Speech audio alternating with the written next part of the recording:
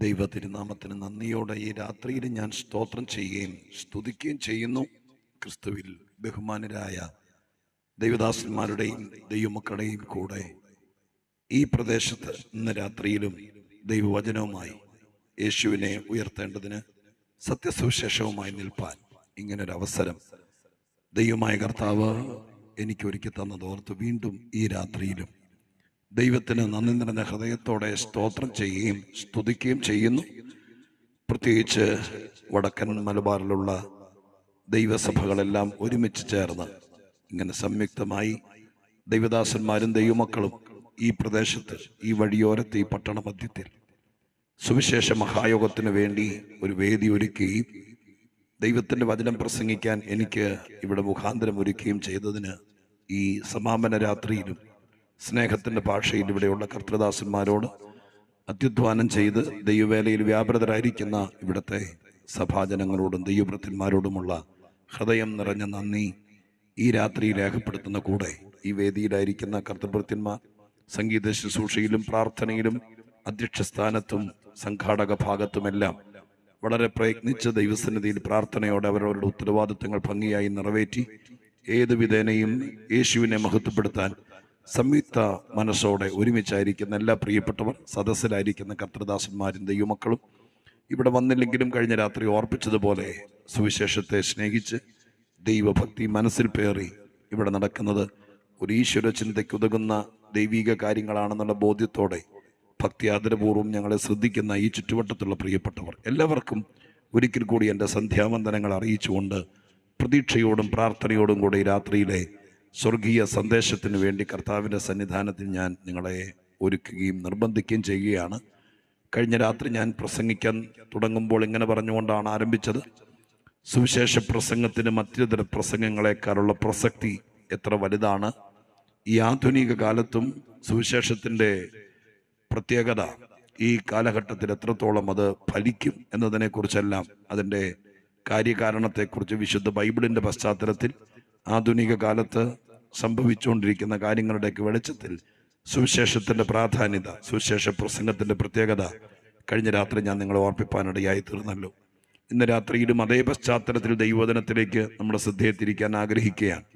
നാം പ്രസംഗിക്കുന്നത് ഒരു പഴയ വിഷയമാണെന്ന് കഴിഞ്ഞ രാത്രി പറഞ്ഞു. മനോബോധത്തിനകത്ത് നിന്നോ സാഹചര്യങ്ങളുടെ സമ്മർദ്ദത്തിൽ നിന്നോ ആനുകാലികമായി സംഭവിക്കുന്ന പ്രകൃതിയിലെയോ പ്രപഞ്ചത്തിലെയോ മനുഷ്യ സഹജമായിരിക്കുന്ന ഏതെങ്കിലും വിഷയങ്ങളോ ചേർത്തിണക്കിയിട്ടൊരു പ്രസംഗമല്ല ഈ നടക്കുന്ന യോഗത്തിൽ നടക്കുന്നത്.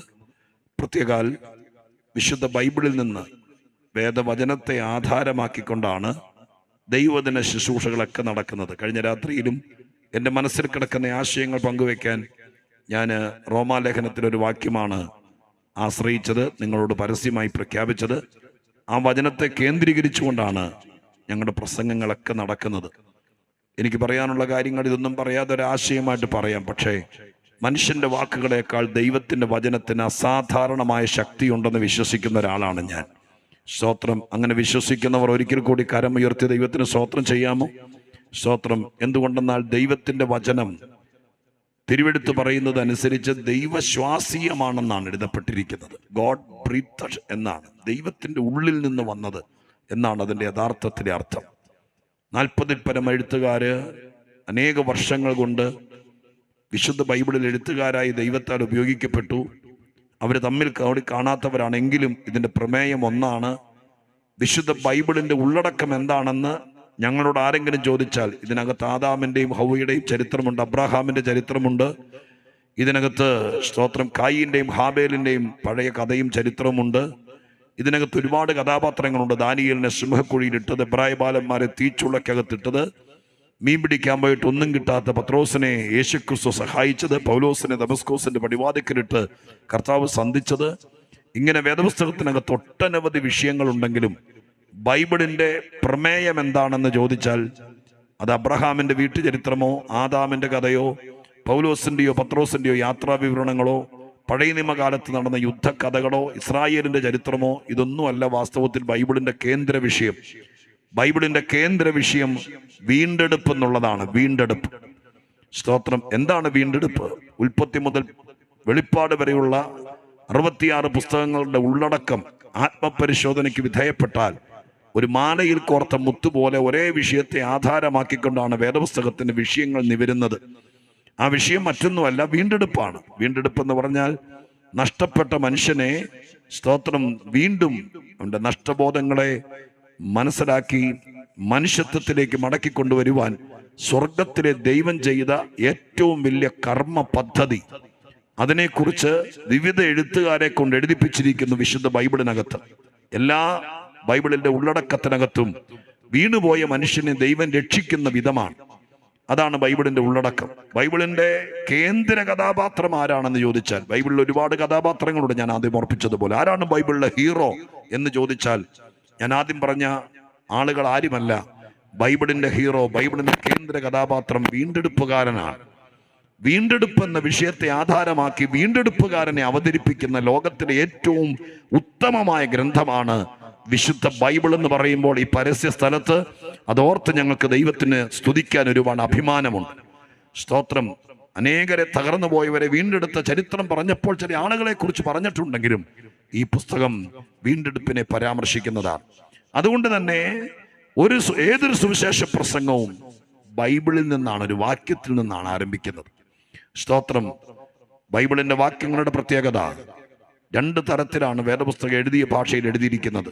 ഒന്ന്, എഴുതപ്പെട്ട വചനം. 66 പുസ്തകങ്ങൾക്കകത്ത് അനേക വാക്യങ്ങളുമായി എഴുതപ്പെട്ട വചനം. അതിന് ബൈബിളിന്റെ മൂലഭാഷയിൽ വിളിക്കുന്നത് ലോഗോസ് എന്നാണ്. പുരാതന ഗ്രീക്ക് ഭാഷയിൽ ലോഗോസ് എന്നറിയപ്പെടുന്നത്. അത് എഴുതപ്പെട്ട വചനമാണ്. ഞാൻ ആദ്യം ഓർപ്പിച്ചതുപോലെ പലരെ കൊണ്ട് എഴുതപ്പെട്ടത്. എന്നാൽ ഈ പുസ്തകത്തിനൊരു പ്രത്യേകതയുണ്ട്. സ്തോത്രം. ഈ വചനത്തിനൊരു പ്രത്യേകതയുണ്ട്. ഈ വചനത്തിനൊരു മറുവശമുണ്ട്, 2ാം തലം എന്ന് പറയാം. അത് മറ്റൊന്നുമല്ല, അത് അയക്കപ്പെടുന്ന വചനം എന്നാണ് വിശുദ്ധ ബൈബിളിനകത്ത് എഴുതിയിരിക്കുന്നത്. അയക്കപ്പെടുന്ന വചനം എന്നുള്ളതിന് വേദപുസ്തകത്തിന്റെ മൂലഭാഷയിൽ റീമ എന്നാണ് എഴുതപ്പെട്ടിരിക്കുന്നത്. അയക്കപ്പെടുന്ന വചനം. വിശ്വാസത്തോടെ ദൈവത്തിന്റെ തിരുസന്നിധാനത്തിൽ ഈ 2 ദിവസക്കാലം ഈ സുവിശേഷ യോഗം നടത്തുമ്പോൾ എഴുതപ്പെട്ട ഒരു വചനത്തിൽ നിന്നാണ് സന്ദേശം ആരംഭിക്കുന്നത്. പക്ഷേ ഈ ഇരിക്കുന്ന ദൈവത്തിന്റെ മക്കൾ അഗാധമായ ദൈവവിശ്വാസത്തിൽ പ്രാർത്ഥനയോടെ ആയിരിക്കുമ്പോൾ ഈ പുസ്തകത്തിന്റെ പ്രത്യേകത, എഴുതപ്പെട്ട വചനം അയക്കപ്പെടാൻ ആരംഭിക്കും. അതെവിടേക്കാണെന്ന് ദൈവമാണ് നിശ്ചയിക്കുന്നത്. ഒരുപക്ഷെ ഞാൻ ഇന്നലെ മുതൽ ഓർപ്പിക്കുന്നത് പോലെ, എൻ്റെ ഒരു ആത്മപ്രേരണയിൽ പറയുന്നത് പോലെ, മനോഹരമായി ഒരുക്കി വെച്ചിരിക്കുന്ന ഈ കസേരകളിലേക്കോ ഗ്രൗണ്ടിലേക്കോ വന്നില്ലെങ്കിലും ഹൃദയമറിയുന്ന ദൈവം അയക്കപ്പെടുന്ന വചനം ഒരുപക്ഷെ ഇവിടെ അടുത്ത് ആരുടെയെങ്കിലും അടുക്കിലേക്ക്, ശ്രദ്ധിക്കുന്നവരുടെ അടുക്കിലേക്ക് വചനം അയക്കാൻ വിശ്വസ്തനായ ദൈവം ഈ പ്രസംഗത്തിന്റെ പുറകിലുണ്ടെന്നുള്ള കാര്യം സംശയലേശമെന്നെ വിശ്വസിക്കുന്ന ഒരു കൂട്ടം ആളുകൾ ഇവിടെ ഉണ്ട്. അല്ലെങ്കിൽ നമ്മളീ പലരുമൊന്നും ഇന്നിവിടെ വരില്ലായിരുന്നു. സ്തോത്രം. ആരോ പ്രസംഗിക്കുമ്പോൾ അവരുടെ വചനത്തിന്റെ പുറകിൽ പ്രവർത്തിച്ചൊരു ദൈവമുണ്ട്. ഇന്നലെ രാത്രി ഞാൻ ഓർപ്പിച്ചു. സ്തോത്രം. ഈ പ്രസംഗത്തിന്റെ പ്രത്യേകത, ഇത് പ്രസംഗിക്കുമ്പോൾ ഇതിന്റെ പുറകിൽ പ്രവർത്തിക്കുന്നൊരു ദൈവമുണ്ട്. ഇന്ന് രാത്രി ഞാൻ പറയുന്നു, ഈ വചനം അയക്കുന്നൊരു ദൈവമുണ്ട്. നിങ്ങൾ പ്രാർത്ഥിച്ചുകൊണ്ടാണ് ഇരിക്കുന്നതെങ്കിൽ ഈ പട്ടണത്തിൽ എവിടെയാണോ ഇന്ന് രാത്രികാലം ദൈവം കണ്ടിരിക്കുന്നവർ ഇരിക്കുന്നത്, അവരുടെ അടുക്കലോളം എത്തിക്കാൻ ദൈവത്തിന്റെ വചനത്തിന് കഴിവുണ്ട്. വചനം അയക്കുന്ന ദൈവമാണ് നമ്മുടെ കർത്താവ്. അനേക വാക്യങ്ങൾ അതിനെ ആധാരമാക്കി വിശുദ്ധ ബൈബിളിൽ കാണാൻ കഴിയുന്നു. കർത്താവ് പറയുന്ന വാക്കുകളുണ്ട്, ഞാൻ അയക്കുന്ന എൻ്റെ വചനം അത് പോയതുപോലെ മടങ്ങി വരില്ല, അതതിൻ്റെ ദൗത്യം നിർവഹിച്ചേ മടങ്ങി വരത്തുള്ളൂ. ഇന്ന് രാത്രികാലവും ഞാൻ വിശ്വസിക്കുന്നു, എഴുതപ്പെട്ട വചനത്തിൽ നിന്ന് പരിശുദ്ധാത്മ നിയോഗത്തോടെ ഇത്രയും പേരുടെ പ്രാർത്ഥനയുടെ പിന്തുണയിൽ ദൈവത്തിന്റെ വചനം പ്രസംഗിക്കാൻ തുടങ്ങുമ്പോൾ പയ്യന്നൂർ പരിസരത്ത് എവിടേക്കോ ദൈവം തന്റെ വചനം അയക്കും. അയക്കുന്ന വചനം പോയതുപോലെ മടങ്ങി വരില്ല. അയക്കപ്പെടുന്ന വചനത്തിന്റെ ദൗത്യം പൂർത്തീകരിപ്പാൻ സർവശക്തനായ ദൈവത്തിന്റെ വചനത്തിന് കഴിവുണ്ടെന്ന് നിങ്ങൾ എത്ര പേർ വിശ്വസിക്കുന്നു? അങ്ങനെ വിശ്വസിക്കുന്ന ദൈവത്തിന്റെ മക്കളും കർത്തൃദാസന്മാരും ഒരുമിച്ച് സന്തോഷത്തോടെ ദൈവത്തിന് സ്തോത്രം ചെയ്യാൻ തയ്യാറാണെങ്കിൽ, നമ്മൾ വിശ്വസിക്കുന്നെങ്കിൽ ഈ വചനത്തിന്റെ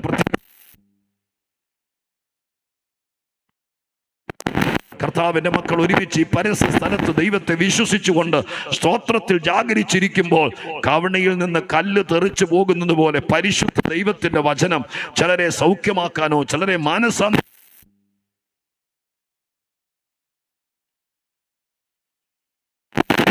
എന്തിനാണെന്നറിയില്ല. ദൈവത്തിന്റെ പ്രത്യേക ഉദ്ദേശം, ദൈവം വിശ്വസ്തനായ ദൈവമാണ്. അതുകൊണ്ട് ഈ രാത്രികാലം ദൈവമക്കൾ എല്ലാവരും ചെയ്യുക. ദൈവം തന്റെ വചനമായി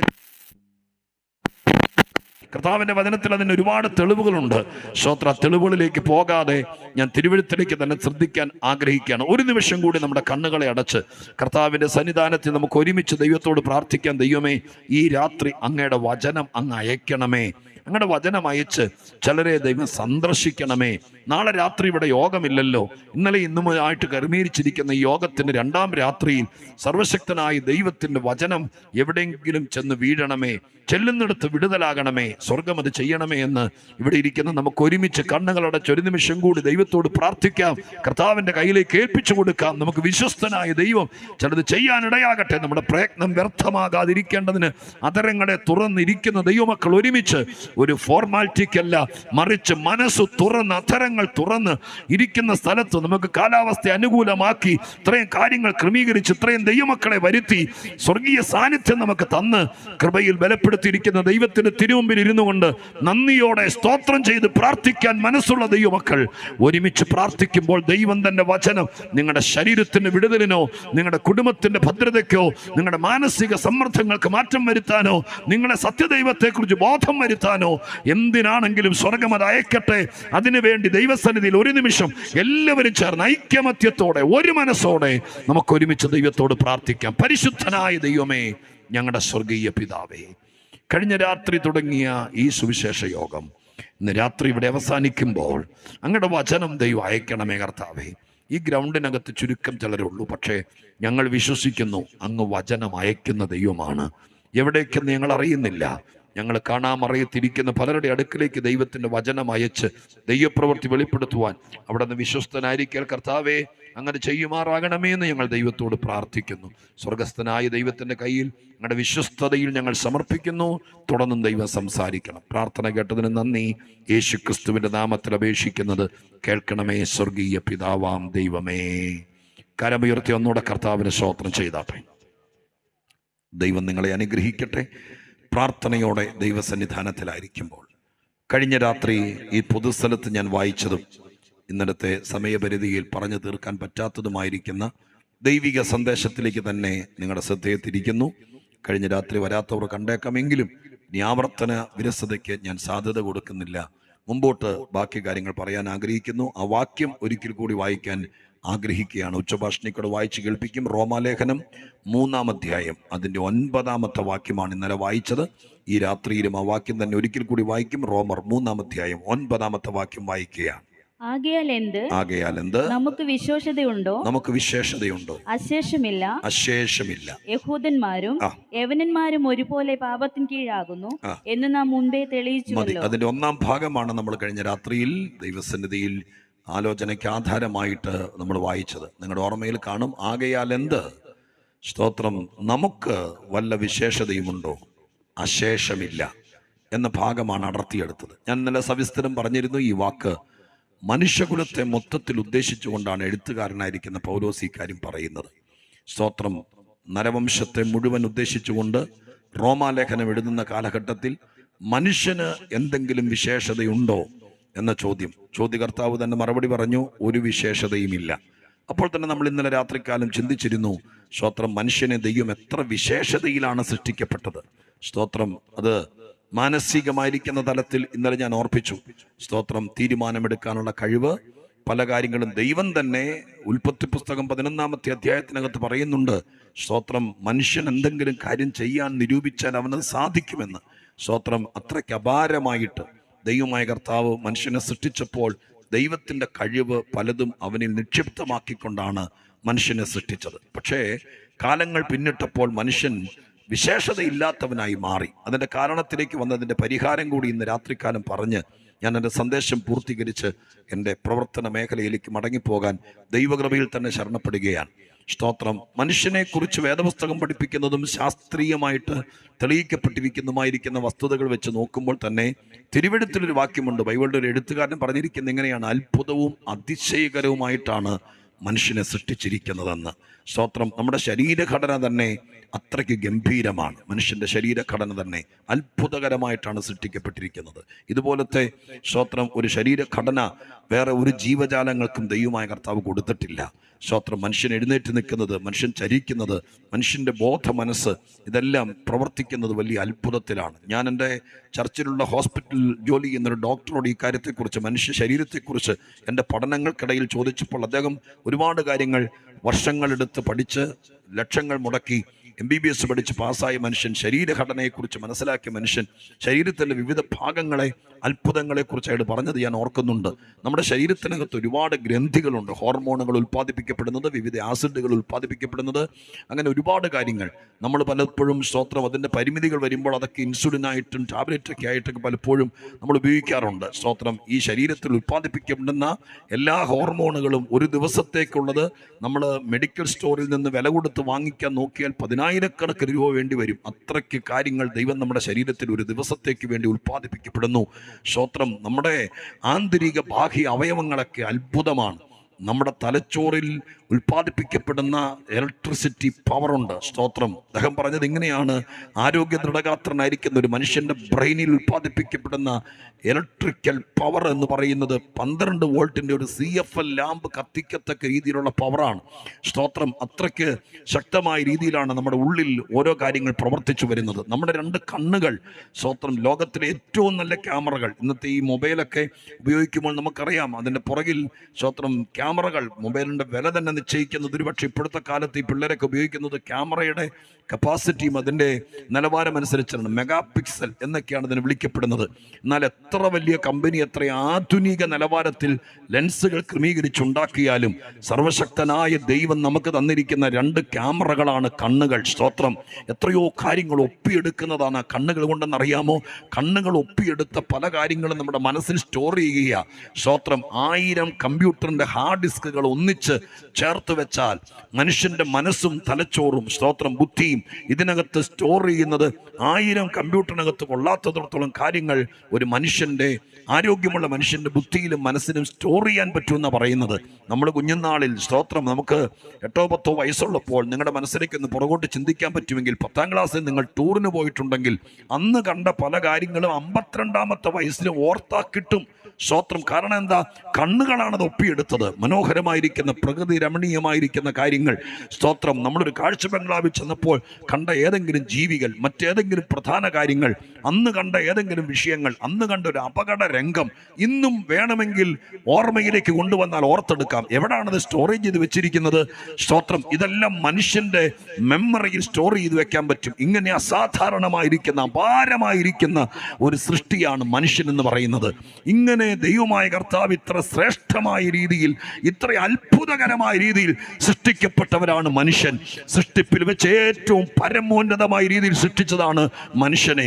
ഇന്ന് രാത്രി നാം ഇവിടെ വന്നിരിക്കുമ്പോൾ, 2 കാലയിൽ ഇങ്ങനെ വന്ന് ദൈവത്തിൻ്റെ സന്നിധാനത്തിൽ ഇരിക്കുമ്പോൾ, നമ്മൾ, സ്തോത്രം, ഇവിടെ നിന്ന് തിരിച്ച് ഇറങ്ങിപ്പോകുമ്പോൾ, നടക്കുമ്പോൾ, മല കയറുമ്പോൾ, സ്റ്റെപ്പ് കയറുമ്പോൾ, ഓടുമ്പോൾ ഒക്കെ നമ്മളെ നിയന്ത്രിക്കുന്ന ശരീരത്തിൻ്റെ ഘടന എന്ന് പറയുന്നത് തന്നെ അത്ഭുതമാണ്. ഇത്ര അത്ഭുതകരമായി സൃഷ്ടിച്ചതിന് വേദപുസ്തകത്തിൽ ആ മനുഷ്യൻ ദൈവത്തിന് സ്തോത്രം ചെയ്യുന്നുണ്ട്. ഇന്ന് രാത്രിക്കാലം ഇവിടെ ഇരിക്കുന്ന എത്ര പേർക്ക്, അകത്തോ പുറത്തോ എവിടെ നിൽക്കുന്നവരാണെങ്കിലും, ഞാൻ ഈ ഭൂമിയിൽ തന്നെ ഉളവായതല്ല, എൻ്റെ പുറകിൽ ദൈവത്തിൻ്റെ കരമുണ്ട്, എൻ്റെ ആന്തരിക ബാഹ്യ അവയവങ്ങൾ ചലിക്കുന്നത് മഹാദൈവത്തിൻ്റെ കരുണ കൊണ്ടാണ് എന്ന് വിശ്വസിക്കുന്ന ദൈവമക്കൾ ഉണ്ടെങ്കിൽ, അവർ ദൈവത്തിന് ഈ പരസ്യ സ്ഥലത്ത് നന്ദിയോടെ സ്തോത്രം ചെയ്യാൻ പറ്റുമെങ്കിൽ ശബ്ദമുയർത്തി ദൈവത്തിന് സ്തോത്രം ചെയ്യുക. സ്തോത്രം. ഹല്ലേലൂയ. അങ്ങനെ സൃഷ്ടിക്കപ്പെട്ട മനുഷ്യനെയാണ് ഈ വാക്യത്തിനകത്ത്, സ്തോത്രം, ഒരു വിശേഷതയും ഇല്ല എന്ന് പറയാൻ ഇടയായി തീർന്നത്. അതിൻ്റെ കാരണം ആ വാക്യത്തിൽ തന്നെ എഴുതിയിട്ടുണ്ട്. സ്തോത്രം. യഹൂദനും യവനനും ഒരുപോലെ പാപത്തിൻ കീഴാകുന്നു. അപ്പൊ മനുഷ്യന്റെ വിശേഷത നശിപ്പിച്ചത് ആരാണ്? എങ്ങനെയാണ് വിശേഷത നശിച്ചത്? ലോകം വളർന്നപ്പോൾ, സ്തോത്രം, നമുക്കറിയാം ഇവിടുത്തെ പല കാര്യങ്ങളും മറ്റു പലതും വളരുമ്പോൾ ബാക്കിയുള്ളതൊക്കെ ഒതുങ്ങിപ്പോകും. സ്തോത്രം. പണ്ടൊരു കാറുണ്ടായിരുന്നു നമ്മുടെ നാട്ടിലേക്ക്, അധികം പേർക്കില്ലായിരുന്നു. അംബാസഡർ എന്നാണ് ആ കാറിൻ്റെ പേര്, ഓർക്കുന്നുണ്ടോ? സ്തോത്രം. എല്ലാവർക്കും ഒന്നും ഇല്ലായിരുന്നു. എന്നാൽ ആധുനിക കാറുകൾ വന്നപ്പോൾ, അത്യാധുനിക കാറുകൾ വന്നപ്പോൾ അംബാസഡർ അങ്ങ് ഒതുങ്ങിപ്പോയി. സ്തോത്രം. എന്ന് പറഞ്ഞാൽ ആ പഴയ വാഹനം, അതുപോലത്തെ പഴയ കാര്യങ്ങൾ, പല എക്യൂപ്മെന്റുകൾ ഉണ്ടായിരുന്നു. അതൊക്കെ ഇതങ്ങ് ഒതുങ്ങിപ്പോയി. ഹാർമോണിയം എന്ന് പറയുന്നൊരു ഉപകരണം ഉണ്ടായിരുന്നു. ഇന്നേക്ക് ഒരു 30 വർഷങ്ങൾക്ക് മുമ്പൊക്കെ കൺവെൻഷനെ ഓർത്തെടുക്കാൻ പറ്റുമെങ്കിൽ അന്ന് മനോഹരമായി ഭാഗവതർ എന്നൊക്കെ നാട്ടിൽ വിളിച്ചുകൊണ്ടിരുന്ന ആളുകൾ ഇവിടെ വന്ന് സ്തോത്രം ഹാർമോണിയം നിന്ന് മീട്ടിക്കൊണ്ട് പാട്ടുപാടിയ പഴയ പാട്ടുകൾ. ഇന്ന് ആ സംഭവം ഒന്നും കാഴ്ച ബംഗ്ലാവിൽ പോലും കാണാനില്ല, വലിയ മ്യൂസിയത്തിലേ കാണുകയുള്ളൂ സ്തോത്രം. കാരണം ഓർഗണൊക്കെ വന്നപ്പോൾ അതങ്ങ് ഒതുങ്ങിപ്പോയി എന്നതുപോലെ ലോകം വളർന്നപ്പോൾ മനുഷ്യനങ്ങ് ഒതുങ്ങിപ്പോയതാണോ സ്തോത്രം? അങ്ങനെയാണോ മനുഷ്യന് സംഭവിച്ചത്? ഓ സ്തോത്രം, യാതൊരു വിശേഷത ഇല്ലാതെ ആയത്? അങ്ങനെ പറയാൻ പറ്റിയല്ല. പിന്നെ എങ്ങനെ സംഭവിച്ചത്? മനുഷ്യൻ വിശേഷതയില്ലാതായി തീർന്നത് തുരുമ്പിച്ചുകൊണ്ടല്ല, പഴകിയത് കൊണ്ടല്ല, ശാസ്ത്രം വളർന്നതുകൊണ്ടല്ല, ലോകം വലുതായതുകൊണ്ടല്ല. ഇതൊക്കെ മനുഷ്യന്റെ അപാര കഴിവുകൊണ്ട് തന്നെയാണ് സംഭവിച്ചത്. പിന്നെ എന്താണ്? ഒറ്റ വിഷയമാണ് വേദപുസ്തകം പഠിപ്പിക്കുന്നത്. മനുഷ്യൻ പാഴായി പോകാൻ കാരണം, മനുഷ്യന്റെ വിശേഷത നഷ്ടപ്പെടുത്താൻ കാരണം, അതിൻ്റെ കാരണം പാപമാണെന്നാണ് ആ വാക്യം പറയുന്നത്. ഒരുപക്ഷെ ലോകത്തിൽ മറ്റാരും അത് കൈകാര്യം ചെയ്യുകയല്ല. ഞങ്ങൾ ഈ പറയുന്ന കാര്യം ഒരുപക്ഷെ ഇവിടുത്തെ സ്തോത്രം ഞാൻ ഇന്നലെ ഓർപ്പിച്ചതുപോലെ മറ്റിതര പ്രഭാഷകരാരും ആ വിഷയം കൈകാര്യം ചെയ്യുകയല്ല. മനുഷ്യന്റെ വിഷയങ്ങൾ കൈകാര്യം ചെയ്തേക്കാം. അവനെ ഒതുക്കുന്ന വിഷയങ്ങൾ, അവനെ പ്രശ്നമുണ്ടാക്കുന്ന കാര്യങ്ങൾ, ലോകത്തിൽ നിന്ന് നടക്കുന്ന വലിയ വലിയ കാര്യങ്ങൾ, അതിനെക്കുറിച്ചെല്ലാം ആഗോള വ്യാപകമായി നടക്കുന്ന ഒത്തിരി കാര്യങ്ങൾ, ഇതെല്ലാം ഒരുപക്ഷെ പ്രഭാഷണ വിഷയമാക്കിയേക്കാം. എന്നാൽ ലോകത്തിൽ സുവിശേഷ യോഗത്തിലല്ലാതെ മറ്റെങ്ങും ഈ വിഷയം കൈകാര്യം ചെയ്യില്ല. ഏത് കാര്യം? പാപം എന്ന വിഷയം. അടിസ്ഥാനപരമായി മനുഷ്യന്റെ വിഷയം പാപമാണ്. ഒരു വ്യത്യാസമില്ല. മനുഷ്യൻ പാപത്തിന്റെ കീഴെയായിപ്പോയി. പാപത്തിന്റെ കീഴെയായിപ്പോയത് കൊണ്ടാണ് മനുഷ്യന്റെ സകല വിശേഷതകളും നഷ്ടപ്പെട്ടത്. സ്തോത്ര ഹല്ലേലൂയ. ഈ കാര്യം ഇന്ന് രാത്രി നിങ്ങൾ ലോകത്തിൽ ഏതൊക്കെ കാര്യത്തെക്കുറിച്ച് നന്നായിട്ട് മനസ്സിലാക്കിയാലും അവനവന്റെ ജീവിതത്തിൽ ഇങ്ങനെ ഒരു വിഷയമുണ്ടെന്നുള്ള കാര്യം മനസ്സിലാക്കുന്നില്ലെങ്കിൽ നമ്മുടെ പഠനം അപൂർണമാണ്. സ്തോത്രം ഹല്ലേലൂയ. ഏറ്റവും ഭയാനകമായ മനുഷ്യന്റെ വിഷയം, പരിഹരിക്കാൻ ഏറ്റവും പാടുണ്ടായിരുന്ന വിഷയം പാപമാണ്. സ്തോത്ര ഹല്ലേലൂയ. തിരുവെഴുത്തിൽ എബ്രായ ലേഖനത്തിൽ ആദ്യത്തെ അധ്യായത്തിന്റെ ആദ്യത്തെ 2-3 വാക്യങ്ങൾ വായിക്കുമ്പോൾ കാണുന്നത് ഇങ്ങനെയാണ്: അവൻ തത്വത്തിന്റെ മുദ്രയും തേജസ്സിന്റെ പ്രഭയുമാണ്. യേശുവിനെ കുറിച്ച് പറയുന്നത്. സ്തോത്ര ഹല്ലേലൂയ. എന്നിട്ട് ആ വാക്യത്തിൽ എഴുതിയിരിക്കുന്നത് ഇങ്ങനെയാണ്. ആ വാക്യം അവസാനിക്കുമ്പോൾ, ആ ഭാഗം അവസാനിക്കുമ്പോൾ ഇങ്ങനെ എഴുതിയിരിക്കുന്നു: അവൻ പാപത്തിന് പരിഹാരം വരുത്തിയ ശേഷം പിതാവിന്റെ വലത്തുഭാഗത്ത് പോയി ഇരുന്നു എന്ന്. എന്നെ കേൾക്കുന്ന പ്രിയപ്പെട്ടവരെ, ലോകത്തിൽ ഒരുപാട് വിഷയങ്ങൾക്ക് പരിഹാരം വരുത്തിയ സമർത്ഥരായിരിക്കുന്ന ആളുകൾ ഈ കണ്ണൂർ ജില്ലയിൽ കണ്ടേക്കാം, കേരളത്തിൽ കണ്ടേക്കാം, ലോകത്തിൽ കണ്ടേക്കാം. എന്നാൽ പാപത്തിന് പരിഹാരം വരുത്തുവാൻ ഈ മണ്ണിൽ വന്ന ഒരു മഹാനെ കൊണ്ടും കഴിഞ്ഞില്ല. ഈ മണ്ണിൽ ഉദിച്ച ഒരു പ്രത്യയശാസ്ത്രത്തെ കൊണ്ടും കഴിഞ്ഞില്ല. മനുഷ്യന് വിഷയമുണ്ടെന്ന് അവതരിപ്പിച്ച ഒത്തിരി ആളുകളുണ്ട്. പ്രശ്നങ്ങളെക്കുറിച്ച് പ്രബന്ധം അവതരിപ്പിച്ചവർ, പ്രശ്നങ്ങളെക്കുറിച്ച് ഘോരമായി പ്രസംഗിച്ചവർ, മനുഷ്യന്റെ വിഷയങ്ങളെ കഥാപ്രസംഗ രൂപമായി അവതരിപ്പിച്ച കലാകാരന്മാരുണ്ട്. പക്ഷേ മനുഷ്യന്റെ അടിസ്ഥാനപരമായിരിക്കുന്ന വിഷയം പാപമാണെന്നും ആ പാപത്തിന് പരിഹാരം വരുത്താൻ ഇവിടുത്തെ ഒരു ശക്തിക്കും കഴിയാതെ പോയപ്പോൾ, ഞാൻ ഇന്നലെ രാത്രി മുതൽ പറയുന്ന, ഞാൻ സ്നേഹിക്കുന്ന, ഞങ്ങളെ വീണ്ടെടുത്ത, ഞങ്ങളെ രക്ഷിച്ച, ഞങ്ങളുടെ ആരാധ്യനായ മഹാദൈവത്തിന്റെ പുത്രനായ ദൈവം മനുഷ്യനായി ഭൂമിയിൽ വന്ന് കാൽവരി കുന്നിൽ 2 കള്ളന്മാരുടെ നടുവിൽ കൊള്ളറക്കപ്പെട്ട കുഞ്ഞാടിനെ പോലെ സ്വന്തം തോളിൽ തലചായിച്ച് ചങ്കിലെ ചോര ഊറ്റി ഒഴിച്ച് ക്രൂശിൽ മരിച്ച യേശുക്രിസ്തു മാത്രമാണ് പാപത്തിന് പരിഹാരം വരുത്തിയത്. പാപത്തിന് പരിഹാരം വരുത്തിയത്. ഹല്ലേലൂയ. ഞാൻ കഴിഞ്ഞ രാത്രി ആ കാര്യം സവിസ്തരമായി പറഞ്ഞു. പാപത്തിന് പരിഹാരം വന്നത് ഒരു വലിയ കോംപ്രമൈസ് കൊണ്ടല്ല, ഒരു സന്ധി സംഭാഷണം കൊണ്ടല്ല, ഒരു ഉച്ചകോടി കൊണ്ടല്ല, ഏതെങ്കിലും രാഷ്ട്രങ്ങൾ തമ്മിൽ ഒപ്പുവെച്ച് പ്രശ്നം പരിഹരിച്ചതല്ല. യുദ്ധങ്ങൾ അങ്ങനെ പരിഹരിച്ചിട്ടുണ്ടായിരിക്കാം, കുടുംബകലഹങ്ങൾ ഒരുപക്ഷെ സംഭാഷണങ്ങൾ കൂടെ പരിഹരിച്ചിട്ടുണ്ടായിരിക്കാം, ഒരുപക്ഷെ രണ്ട് ചേരികൾ തമ്മിലുണ്ടായ പ്രമാദമായിരിക്കുന്ന വിഷയങ്ങൾ ഒരുപക്ഷെ സ്തോത്ര ഹല്ലേലൂയ ഏതെങ്കിലും വിധത്തിൽ കോടതിയിലോ മറ്റു സംഭാഷണത്തിലോ ഒക്കെ തീർന്നിട്ടുണ്ടായിരിക്കാം. എന്നാൽ പാപം പരിഹരിക്കപ്പെട്ടത് ഒരു കോടതി മുറിക്കകത്ത് വെച്ചല്ല. പാപം പരിഹരിക്കപ്പെട്ടത് ഏതെങ്കിലും ഉച്ചകോടി സമ്മേളനത്തിലല്ല, ഇതുപോലൊരു പരസ്യ സ്ഥലത്ത് എല്ലാവരും കൂടി ഒന്നിച്ചു വന്നെടുത്ത തീരുമാനത്തിലല്ല. പിന്നെയോ പാപം പരിഹരിച്ചത് ദൈവക്രോധാഗ്നി എന്ന് വിളിക്കപ്പെടുന്ന സ്തോത്രം ദൈവത്തിന്റെ കോപത്തിൽ വെന്തെരിഞ്ഞ ദൈവകുമാരനായിരിക്കുന്ന ക്രിസ്തുവേശു നട്ടുച്ച വെയിലത്ത് സ്തോത്രം ഹല്ലേലൂയ എനിക്ക് ദാഹിക്കുന്നു എന്ന് അലറിക്കരഞ്ഞുകൊണ്ട് ക്രൂശിൽ മരിക്കുമ്പോഴാണ് മനുഷ്യന്റെ പാപത്തിന് പരിഹാരം വന്നത്. ഇന്ന് രാത്രികാലം എന്നെ കേൾക്കുന്ന പ്രിയപ്പെട്ടവർ, ഈ വിഷയത്തെക്കുറിച്ച് ഗ്രഹിക്കാൻ കഴിവുള്ള അഭ്യസ്തവിദ്യരായ പയ്യന്നൂരിലെ സമസ്ത ആളുകളുടെ മുമ്പിൽ ഞാൻ ഈ വിഷയം അവതരിപ്പിക്കുകയാണ്. നിങ്ങളുടെ അന്വേഷണത്തിൽ കണ്ടെത്തണം. എന്നെങ്കിലും ഏതെങ്കിലും വിഷയത്തിലൂടെ മനുഷ്യന്റെ പാപത്തിന് പരിഹാരം വരുത്തുമായിരുന്നു. ഞങ്ങളുടെ വേദപുസ്തകത്തിനകത്ത് ഏറ്റവും പുരാതന മതമെന്ന് അവകാശപ്പെടുന്നതല്ല, ഏറ്റവും തീവ്രമായിരിക്കുന്ന ആചാരങ്ങളുള്ള മതമെന്ന് അവകാശപ്പെടുന്നത് യഹൂദ മതമാണ്. യഹൂദ മതത്തിന് പാപത്തിന്റെ പരിഹാരത്തിന് വേണ്ടി പാപപരിഹാര ബലി എന്നറിയപ്പെടുന്ന യാഗമെന്നറിയപ്പെടുന്ന യാഗങ്ങൾ ദൈവം കൊടുത്തിരുന്നു. ഹല്ലേലൂയ. മനുഷ്യന്റെ പാപത്തിന് പരിഹാരം വരുത്താൻ വേണ്ടി ആടുകളുടെയും കാളകളുടെയും രക്തം കൊണ്ട് പാപപരിഹാരം വരുത്താൻ വേണ്ടി അന്നത്തെ വ്യവസ്ഥയിൽ കൊടുത്തിരുന്നു. പക്ഷേ നൂറ്റാണ്ടുകൾ അത് പിന്നിട്ടിട്ടും മനുഷ്യന്റെ പാപത്തിന് അറുതി വന്നില്ല. അതുകൊണ്ട് എബ്രായ ലേഖനത്തിനകത്ത് തന്നെ ഇപ്രകാരം ചോദിക്കുന്നുണ്ട്, ആദ്യത്തെ യാഗങ്ങൾ കൊണ്ട് മനുഷ്യന്റെ പാപത്തിന് പരിഹാരം വരുത്തിയിരുന്നെങ്കിൽ ദൈവത്തിന് തന്റെ പുത്രനെ കാൽവരിയിൽ തകർക്കേണ്ടി വരില്ലായിരുന്നല്ലോ. അപ്പോ പ്രാർത്ഥന കൊണ്ടോ ആചാരം കൊണ്ടോ കർമ്മം കൊണ്ടോ പാപത്തിന് പരിഹാരം വരുത്താതെ പോയപ്പോൾ യേശുക്രിസ്തുവിന്റെ കാൽവരി മരണത്താൽ പാപത്തിന് പരിഹാരം വന്നു. ഇന്ന് രാത്രികാലം ഞാൻ ഒരിക്കൽ കൂടി പറയാം, മനുഷ്യന്റെ വിശേഷത നശിപ്പിച്ച പാപത്തിന് പരിഹാരം വന്നിരിക്കുന്നു എന്ന് 2024 അറിയാത്ത ആരെങ്കിലും പയ്യന്നൂരുണ്ടെങ്കിൽ അവരെ കൂടി അറിയിക്കാനാണ് ഇവിടത്തെ ദൈവസഭകൾ ഒരുമിച്ച് കൂടി ഇങ്ങനെ ഒരു യോഗം വെച്ചത്. ദൈവാത്മാവ് ഇന്ന് രാത്രികാലം ആ കാര്യം ഓർപ്പിക്കുന്നു. നിങ്ങൾ എന്തൊക്കെ ചെയ്തിട്ടും രക്ഷപ്പെടുന്നില്ല.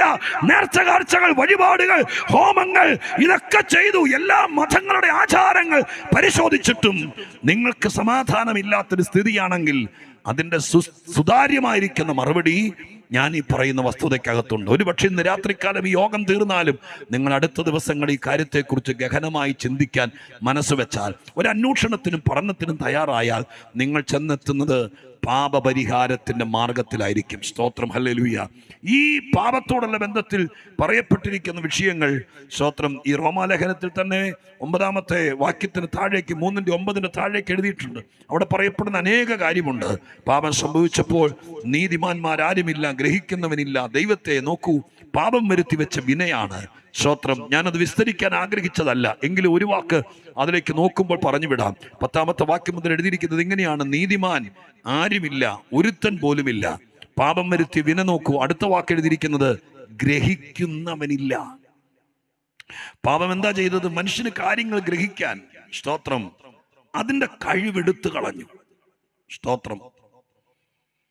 നിങ്ങൾ ശ്രദ്ധിച്ചേ, ഒരു വിഷയത്തെ ഗ്രഹിക്കുക എന്ന് പറയുന്നത്, അറിയുക എന്ന് പറയുന്നതിനേക്കാൾ അപ്പുറമാണ് ഗ്രഹിക്കുക എന്ന് പറയുന്നത്.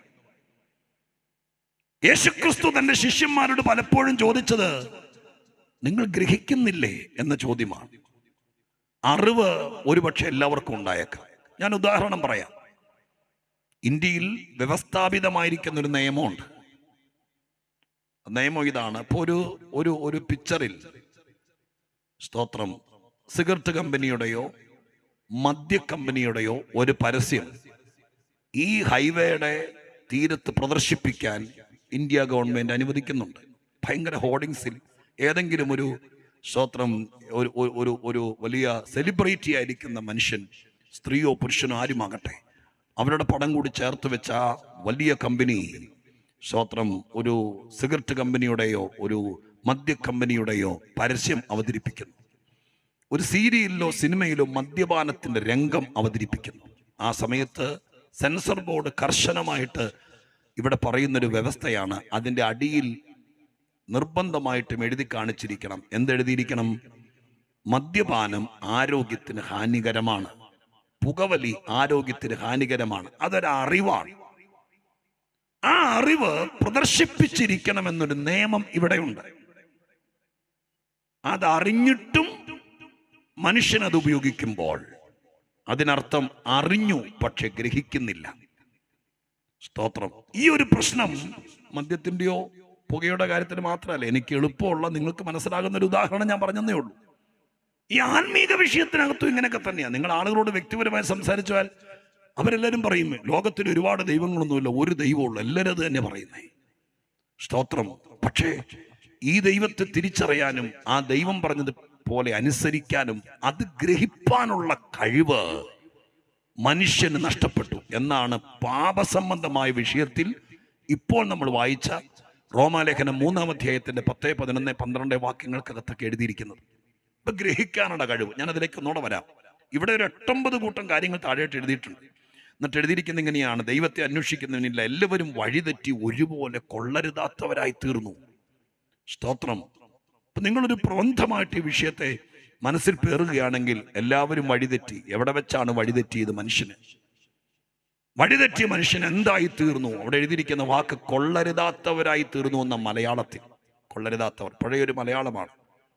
എന്നാൽ ഇംഗ്ലീഷ് ബൈബിളിൽ ആ വാക്ക് കിടക്കുന്നത് അൺപ്രോഫിറ്റബിൾ എന്ന.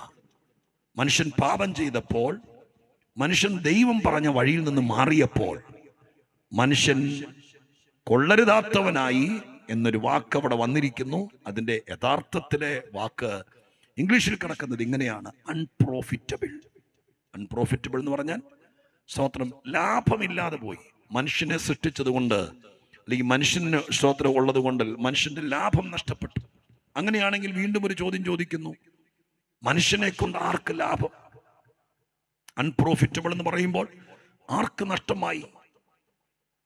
ഞാൻ അതിന് സങ്കീർത്തനത്തിൽ നിന്നൊരു വാക്ക് നിങ്ങളോട് പറയാം. 30-ാം സങ്കീർത്തനത്തിന്റെ 9-ാമത്തെ വാക്യത്തിനകത്ത് ദാവീദ് ഒരിക്കൽ ദൈവത്തോട് ചോദിക്കുന്നുണ്ട്. അദ്ദേഹത്തിന് മാരകമായ രോഗങ്ങൾ എന്തോ പിടിക്കപ്പെട്ട് കിടക്കുന്ന ഒരു പ്രത്യേക സന്ദർഭം. ആ സമയത്ത് അദ്ദേഹം ദൈവത്തോട് ചോദിക്കുന്നൊരു ചോദ്യമുണ്ട്: ദൈവമേ, ഞാൻ കുഴിയിലിറങ്ങിപ്പോയാൽ നിനക്കെന്ത് ലാഭം? ധൂളി നിന്നെ സ്തുതിക്കുമോ? അപ്പൊ പാട്ടുപാടി ദൈവത്തെ മഹത്വപ്പെടുത്തി ദൈവത്തിനെ ജീവിച്ചൊരു മനുഷ്യൻ ആയുസിന്റെ മധ്യത്തിൽ വെച്ച് കുഴിയിലിറങ്ങിപ്പോകാൻ ഉദ്ദേശിച്ചത് യഹൂദന്മാരുടെ ഒരു പ്രത്യേക ഭാഷയാണ്. മരിച്ച് ശവസംസ്കാരം നടത്തുന്നതിനാണ് പറഞ്ഞിരിക്കുന്നത് കുഴിയിലിറങ്ങുക എന്ന വാക്ക്. 6 അടി മണ്ണിലേക്ക് മൃതശരീരത്തെ മടക്കി വിടുന്നതാണ്. അപ്പം മനുഷ്യനെ കൊണ്ട് അവിടെ എഴുതിയിരിക്കുന്ന ചോദ്യം, ദാവീദിന്റെ ചോദ്യം: ഞാനിപ്പോൾ മധ്യവയസ്സിൽ വെച്ച് ഈ രോഗം പേറി മൺമറഞ്ഞു പോയാൽ, അടക്കപ്പെട്ടു പോയാൽ നിനക്കെന്ത് ലാഭം? സ്തോത്രം. ഇപ്പൊ എന്നെ കേൾക്കുന്ന പ്രിയപ്പെട്ടവരെ, സർവശക്തനായ ദൈവത്തിന്റെ സൃഷ്ടികളാണ് നമ്മൾ ഓരോരുത്തരും. നമുക്ക് നമ്മെ കൊണ്ട് തന്നെ ലാഭമുണ്ടാക്കാൻ, നമ്മളെ കൊണ്ട് ഒരുപാട് പേര് ലാഭം ഉണ്ടാക്കുന്നുണ്ടായിരിക്കാം. പക്ഷെ ദൈവവചനത്തിൽ ആ വാക്ക് പറഞ്ഞിരിക്കുന്നത് ഇങ്ങനെയാണ്: സ്തോത്രം, നമ്മളെ കൊണ്ട് ദൈവം, ലാഭം എന്ന് പറഞ്ഞാൽ നമ്മളെ അടിമകളാക്കിക്കൊണ്ട് ദൈവം ബിസിനസ് നടത്തി ലാഭം ഉണ്ടാക്കുന്ന രീതിയല്ല പറഞ്ഞിരിക്കുന്നത്. ദൈവത്തിന്റെ സൃഷ്ടികളാണ് നമ്മൾ ഓരോരുത്തരും. ഞാൻ ഇന്ന് രാത്രി നിങ്ങളോട് ആ വാക്ക് പറയുമ്പോൾ മനസ്സിനകത്ത് വരുന്ന ഒരു പ്രമേയം നിങ്ങളോട് പറയാം. സ്തോത്രം. നമ്മുടെ ജീവിതം കൊണ്ട് ദൈവത്തിന് ലാഭമാണെന്ന് തോന്നിയാൽ ദൈവം നമ്മളെ നിലനിർത്താൻ വേണ്ടി എന്ത് കാര്യവും ചെയ്യും. സ്തോത്രം. ഒത്തിരി പോരാട്ടങ്ങൾ കണ്ട മനുഷ്യനാണ് ദാവീദ്. പ്രത്യേകിച്ച് ശൗലും ദാവീദുമായിട്ട് ഒരുപാട് കാലത്തെ വലിയ അസൂയ നിറഞ്ഞ പിണക്കമുണ്ടായിരുന്നു.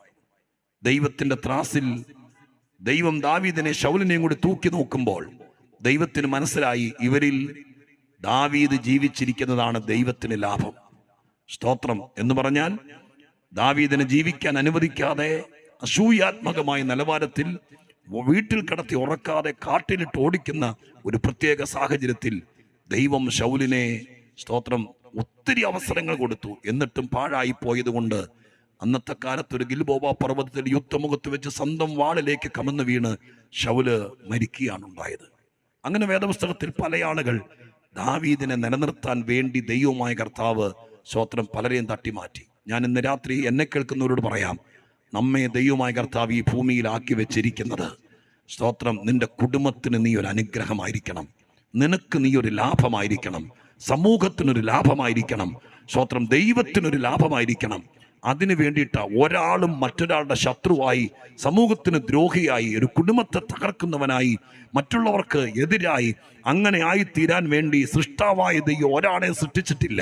സ്തോത്രം. ഒരുവൻ മറ്റൊരുത്തിന് ലാഭമായി തീരാൻ, ഈ സമൂഹത്തിന് ലാഭമായി തീരാൻ വേണ്ടി സ്വർഗം സൃഷ്ടിച്ചവരാണ് മനുഷ്യർ. പക്ഷെ പാപം നിമിത്തം ഇവിടെ അസൂയയും വഴക്കും കലാപങ്ങളും എല്ലാം കയറിയതോടുകൂടെ മനുഷ്യനെ കുറിച്ചുള്ള ദൈവത്തിന്റെ പ്ലാനുകൾക്ക് അറുതി വന്നു. അങ്ങനെ ഒരു നിലവാരത്തിലേക്ക് പോയി. ഞാൻ പറഞ്ഞല്ലോ, ഗ്രഹിക്കാൻ കഴിയാത്ത രീതിയിൽ എന്താണ് ചെയ്യുന്നത്, എങ്ങനെയാണ് പ്രവർത്തിക്കുന്നത് എന്നതിനെക്കുറിച്ച് മനുഷ്യൻ ഗ്രഹിക്കാതെയായി. അങ്ങനെ ഗ്രഹിക്കാൻ കഴിയാത്ത നിലവാരത്തിൽ നീങ്ങാനുണ്ടായ കാരണത്തെക്കുറിച്ച് ബൈബിളിൽ പറഞ്ഞിരിക്കുന്ന 2-3-4 വാക്യങ്ങൾ ഞാൻ നിങ്ങളെ വായിച്ചു കേൾപ്പിക്കാൻ ആഗ്രഹിക്കുകയാണ്. സ്തോത്രം. എന്തുകൊണ്ടാണ് മനുഷ്യന് അങ്ങനെ കാര്യങ്ങൾ ഗ്രഹിക്കാൻ കഴിയാതെ പോയത്, ഏതൊക്കെ മേഖലയിലാണ് അങ്ങനെ സംഭവിച്ചത് എന്നതിനെക്കുറിച്ച് 4 പ്രധാനപ്പെട്ട വാക്യങ്ങൾ വേദപുസ്തകത്തിനകത്തുനിന്ന് ഞാൻ നിങ്ങളെ വായിച്ചു കേൾപ്പിക്കാം. ഞാൻ ഓർപ്പിച്ചല്ലോ, എനിക്ക് ഈ പറയാനുള്ള കാര്യങ്ങളൊക്കെ പൊതുവിൽ പറയാം, പക്ഷെ ബൈബിളിൽ നിന്ന് ചില തെളിവുകൾ നിങ്ങൾക്ക് തരുന്നത് ഏറ്റവും സുന്ദരവും അതിൻ്റെ ആധികാരികത ഉണ്ടെന്നുള്ള വിചാരത്തിലാണ് ബൈബിളിലെ വാക്യങ്ങൾ ഞാൻ ഈ പൊതുസ്ഥലത്ത് വായിപ്പിക്കാൻ വേണ്ടി ആഗ്രഹിക്കുന്നത്. ചില പ്രത്യേക വാക്കുകളിലൂടെയാണ് ബൈബിൾ ചില കാര്യങ്ങളെ അവതരിപ്പിക്കുന്നത്. അതുകൊണ്ട് ആ വാക്കിൻ്റെ വിശദീകരണം കൂടെ നിങ്ങൾക്ക് ഒരുപക്ഷെ തരേണ്ടി വന്നേക്കാം. ഇപ്പോൾ ഞാൻ പറഞ്ഞുകൊണ്ടിരിക്കുന്നത് മനുഷ്യൻ പാപനിമിത്തം വിശേഷത നഷ്ടപ്പെടുത്തിയപ്പോൾ എന്താണ് സംഭവിച്ചത് എന്നതിനെക്കുറിച്ച്, ബൈബിളിൻ്റെ ഭാഷ എന്താണ് എന്നതിനെക്കുറിച്ച് ബോധ്യപ്പെടുത്താൻ 4 വാക്യങ്ങൾ. ആദ്യത്തെ വാക്യം റോമാലേഖനത്തിൽ തന്നെയാണ്. റോമാലേഖനം 1-ാം അധ്യായത്തിൻ്റെ 21-ാമത്തെ വാക്യം, തൊട്ടു പുറകിലെ പേജിൽ 1-ാം അധ്യായത്തിൻ്റെ 21-ാമത്തെ വാക്യം. അതൊന്ന് വായിക്കുമ്പോൾ ആദ്യത്തെ പാപനിമിത്തമുണ്ടായ മനുഷ്യന്റെ അപജയം എത്ര വലുതാണെന്ന് മനസ്സിലാക്കാൻ കഴിയും. 1:21 റോമാലേഖനം. അവർ ദൈവത്തെ അറിഞ്ഞിട്ടും അവനെ ദൈവമെന്നോർത്ത് മഹത്വീകരിക്കുകയോ നന്ദി കാണിക്കുകയോ ചെയ്യാതെ തങ്ങളുടെ അടുത്ത വാചകം അവരുടെ വിവേകം ഇരുണ്ടുപോയി. ശ്രദ്ധിക്കണം, ഞാൻ പറഞ്ഞല്ലോ ബൈബിളിൻ്റെതായ ഒരു ഭാഷയുണ്ട്. ഇവിടുത്തെ എല്ലാത്തിനും, ബൈബിളിന് മാത്രമല്ല, എല്ലാത്തിനും അതിൻ്റെതായ ഭാഷയുണ്ട്. സ്തോത്രം. ഇവിടെ മനോഹരമായി ഗാനങ്ങൾ ആലപിക്കുന്ന സഹോദരങ്ങൾ, പഴയതും പുതിയതുമായിരിക്കുന്ന അനുഗ്രഹിക്കപ്പെട്ട ഗാനങ്ങൾ പാടി ഈ സുവിശേഷ യോഗത്തിൽ ആത്മീക അന്തരീക്ഷം നന്നായി ക്രമീകരിക്കുന്ന ദൈവത്തിൻ്റെ മക്കളാണ് അവർ. സ്തോത്രം. അവർ ഈ ഉപകരണങ്ങളൊക്കെ ഉപയോഗിച്ചുകൊണ്ടാണ് സ്തോത്രം സംഗീത ശുശ്രൂഷ നടത്തുന്നത്. എന്നാൽ കീബോർഡ് വായിക്കുമ്പോൾ അതിനൊരു ഭാഷയുണ്ട്. അത് പഠിക്കാൻ പോകുമ്പോൾ നമുക്കത് പിടികിട്ടിയല്ല. ഞാൻ പലപ്പോഴും എനിക്കതിനെക്കുറിച്ചൊന്നും വലിയ ഗ്രാഹ്യമുള്ള ആളല്ല. സ്തോത്രം. ഇവർ പാടാനൊക്കെ നിൽക്കുമ്പോൾ ചിലപ്പോൾ ഇവർ പറയുന്ന പല വാക്കുകളും നമുക്ക് പിടികിട്ടിയല്ല. ചില പാട്ടിൻ്റെ താളം അതിനെക്കുറിച്ചൊക്കെ പറയുമ്പോൾ, അല്ലേ, നിങ്ങൾ പറയാറില്ലേ ഇപ്പോൾ കീബോർഡ് വായിക്കുമ്പോൾ 4/4 എന്ന് പറഞ്ഞാൽ എന്താ? സ്തോത്രം. താളം. നമ്മളിവിടെ നിന്നിട്ട് അവർ പറയും, പാടാൻ നിൽക്കുന്ന ആള് ഒരുപക്ഷെ പ്രസംഗിയനാണെങ്കിലും അവര് അങ്ങോട്ട് നോക്കി 4/4 എന്ന് പറഞ്ഞാൽ അദ്ദേഹത്തിന് പിടികിട്ടും. നമ്മൾ വാവിളിച്ചിരിക്കും. സ്തോത്രം. നമ്മൾ 4-16 പഠിച്ചിട്ടുള്ളൂ. പക്ഷേ ഇവർക്കതൊരു ഭാഷയാണ്. സ്തോത്രം. ഇതുപോലെ എല്ലാ തരത്തിലും നിങ്ങൾ തീവണ്ടിയിൽ യാത്ര ചെയ്യുമ്പോൾ സ്തോത്രം കണ്ണടച്ചുറങ്ങാതെ അതിൻ്റെ ജനാലയുടെ സൈഡിലായിരിക്കുന്നെങ്കിൽ നിങ്ങൾ റെയിൽവേ ട്രാക്കിലേക്ക് നോക്കുമ്പോൾ സ്തോത്രം റെയിൽവേ ട്രാക്കിൽ ചിലപ്പോൾ ഇതുപോലത്തെ മയിൽക്കുറ്റി പോലെ മയിൽക്കുറ്റിക്കകത്ത് പല കാര്യങ്ങൾ എഴുതിയിട്ടുണ്ടായിരിക്കാം. ചിലപ്പോൾ ഒരു W, അതിൻ്റെ അടിയിൽ കൂടി വരയിട്ടൊരു L. സ്തോത്രം. നമുക്കറിയില്ല, നമ്മൾ ഇംഗ്ലീഷത്തിലെ WL പഠിച്ചിട്ടുണ്ടെന്നുള്ളൂ. അത് റെയിൽവേ ട്രാക്കിൽ കൊണ്ടുവന്ന് ഫിറ്റ് ചെയ്തിരിക്കുന്ന എന്തിനാ നമുക്കറിയില്ല. പക്ഷെ ലോക്കോ പൈലറ്റിന് അറിയാം. ഈ അടുത്തിടയ്ക്ക് യൂട്യൂബിലാണ് ആരോ മിടുക്കനായ ഒരു മനുഷ്യനിട്ടിരുന്നു, സ്തോത്രം, ഇതിൻ്റെയൊക്കെ അർത്ഥം. ഞാൻ 2 പ്രാവശ്യം കേട്ട് നോക്കി, എൻ്റെ തലയിൽ കയറുന്നില്ല ആ വിഷയം. കാരണം എൻ്റെ വിഷയം ബൈബിളാണ്. അപ്പം എല്ലാത്തിനും അതിൻ്റെതായ ഭാഷയുണ്ട്. സ്തോത്രം. അതിൻ്റെതായ ഭാഷ. ഒരു മ്യൂസിഷ്യൻ ആണെങ്കിൽ അതിൻ്റെ ഭാഷയുണ്ട്, ടെക്നീഷ്യൻ ആണെങ്കിൽ അതിൻ്റെ ഭാഷയുണ്ട്. ഇതുപോലെ ബൈബിളിൻ്റെതായ ഭാഷയുണ്ട്. അത് മനസ്സിലാക്കിയെങ്കിലേ നമുക്ക് ഈ കാര്യങ്ങളെ മനസ്സിലാക്കാൻ പറ്റുള്ളൂ. അതുകൊണ്ടാണ് ഇവിടെ എഴുതിയിരിക്കുന്നത്, ഈ വാക്യത്തിൽ പറഞ്ഞിരിക്കുന്നത് ഇങ്ങനെയാണ്: അവർ ദൈവത്തെ അറിഞ്ഞിട്ടും അവനെ ദൈവമെന്നോർത്ത് മഹത്വീകരിക്കുകയോ നന്ദി കാണിക്കുകയോ ചെയ്യാതെ തങ്ങളുടെ നിരൂപണങ്ങളിൽ വ്യർത്ഥരായി. അടുത്ത വാക്ക്, അവരുടെ വിവേകമില്ലാത്ത ഹൃദയം ഇരുണ്ടുപോയി. ഹൃദയം ഇരുണ്ടുപോകുക. ഏത് ആസ്പത്രിയിലെ സ്കാനിങ് മെഷീനിൽ കയറ്റിയിട്ട് സ്കാൻ ചെയ്താലും എൻ്റെ ഹൃദയം ഇരുണ്ടതാണോ എന്ന് അറിയാൻ വേണ്ടി വന്നതാണെന്ന് പറഞ്ഞ് ഡോക്ടറെ കൊണ്ട് നമ്മൾ 15,000 രൂപ കൊടുത്ത് സ്കാൻ ചെയ്താൽ എല്ലാവരുടെയും ഹൃദയം ചുവന്നായിരിക്കുള്ളൂ. സ്തോത്രം. പുകവലിക്കാരൻ്റെ പോലും ഹൃദയം അങ്ങനെ ആയിരിക്കും. പക്ഷെ ഇവിടെ പറഞ്ഞിരിക്കുന്ന ഹൃദയം ഇരുണ്ടുപോയി എന്ന വാക്കിന് ബൈബിളിൻ്റെതായ ഒരു ഭാഷയുണ്ട്. ബൈബിൾ ഇരുളിനെയും വെളിച്ചത്തെയും വളരെ ബാലൻസ് ചെയ്ത് ഉപയോഗിക്കുന്ന ഒരു പുസ്തകമാണ് വിശുദ്ധ ബൈബിൾ. അതിന്റെ കാരണം എന്താണെന്ന് പറയാം. ബൈബിൾ അവതരിപ്പിക്കുന്നത് ഇവിടുത്തെ ഭൂമിയിലെ കാര്യങ്ങളല്ല. ബൈബിൾ അവതരിപ്പിക്കുന്നത് സ്വർഗത്തിലെയും ആത്മീകമായിരിക്കുന്ന കാര്യങ്ങളാണ്. ആത്മീക വിഷയങ്ങൾ അവതരിപ്പിക്കാൻ ഈ ഭൂമിയിൽ ഒരു ഭാഷയില്ല. അപ്പൊ ദൈവം ഇവിടെ വന്നപ്പോൾ, യേശുക്രിസ്തു ഇവിടെ വന്നപ്പോൾ, ഉദാഹരണം, ദൈവരാജ്യം എന്നൊരു വിഷയം ബൈബിളിൽ യേശു കൈകാര്യം ചെയ്യുന്നുണ്ട്. ദൈവരാജ്യം എന്ന് പറയുന്നത് ഇവിടുത്തെ ഒരു ഐഹിക കാര്യമല്ല. സ്തോത്രം. ഏതെങ്കിലും ഒരു രാഷ്ട്രം 4 അതിരുകളുള്ളത്, ഭരണകൂടവും സ്തോത്രം പട്ടാളവും രാജവും സിംഹാസനവും ഉള്ള ഒരു രാജ്യം, അതാ യേശു തന്നെ പറഞ്ഞു, എൻ്റെ രാജ്യം ഐഹികമല്ല. പക്ഷേ അങ്ങനെ ഒരു രാജ്യം ഉണ്ട് താൻ.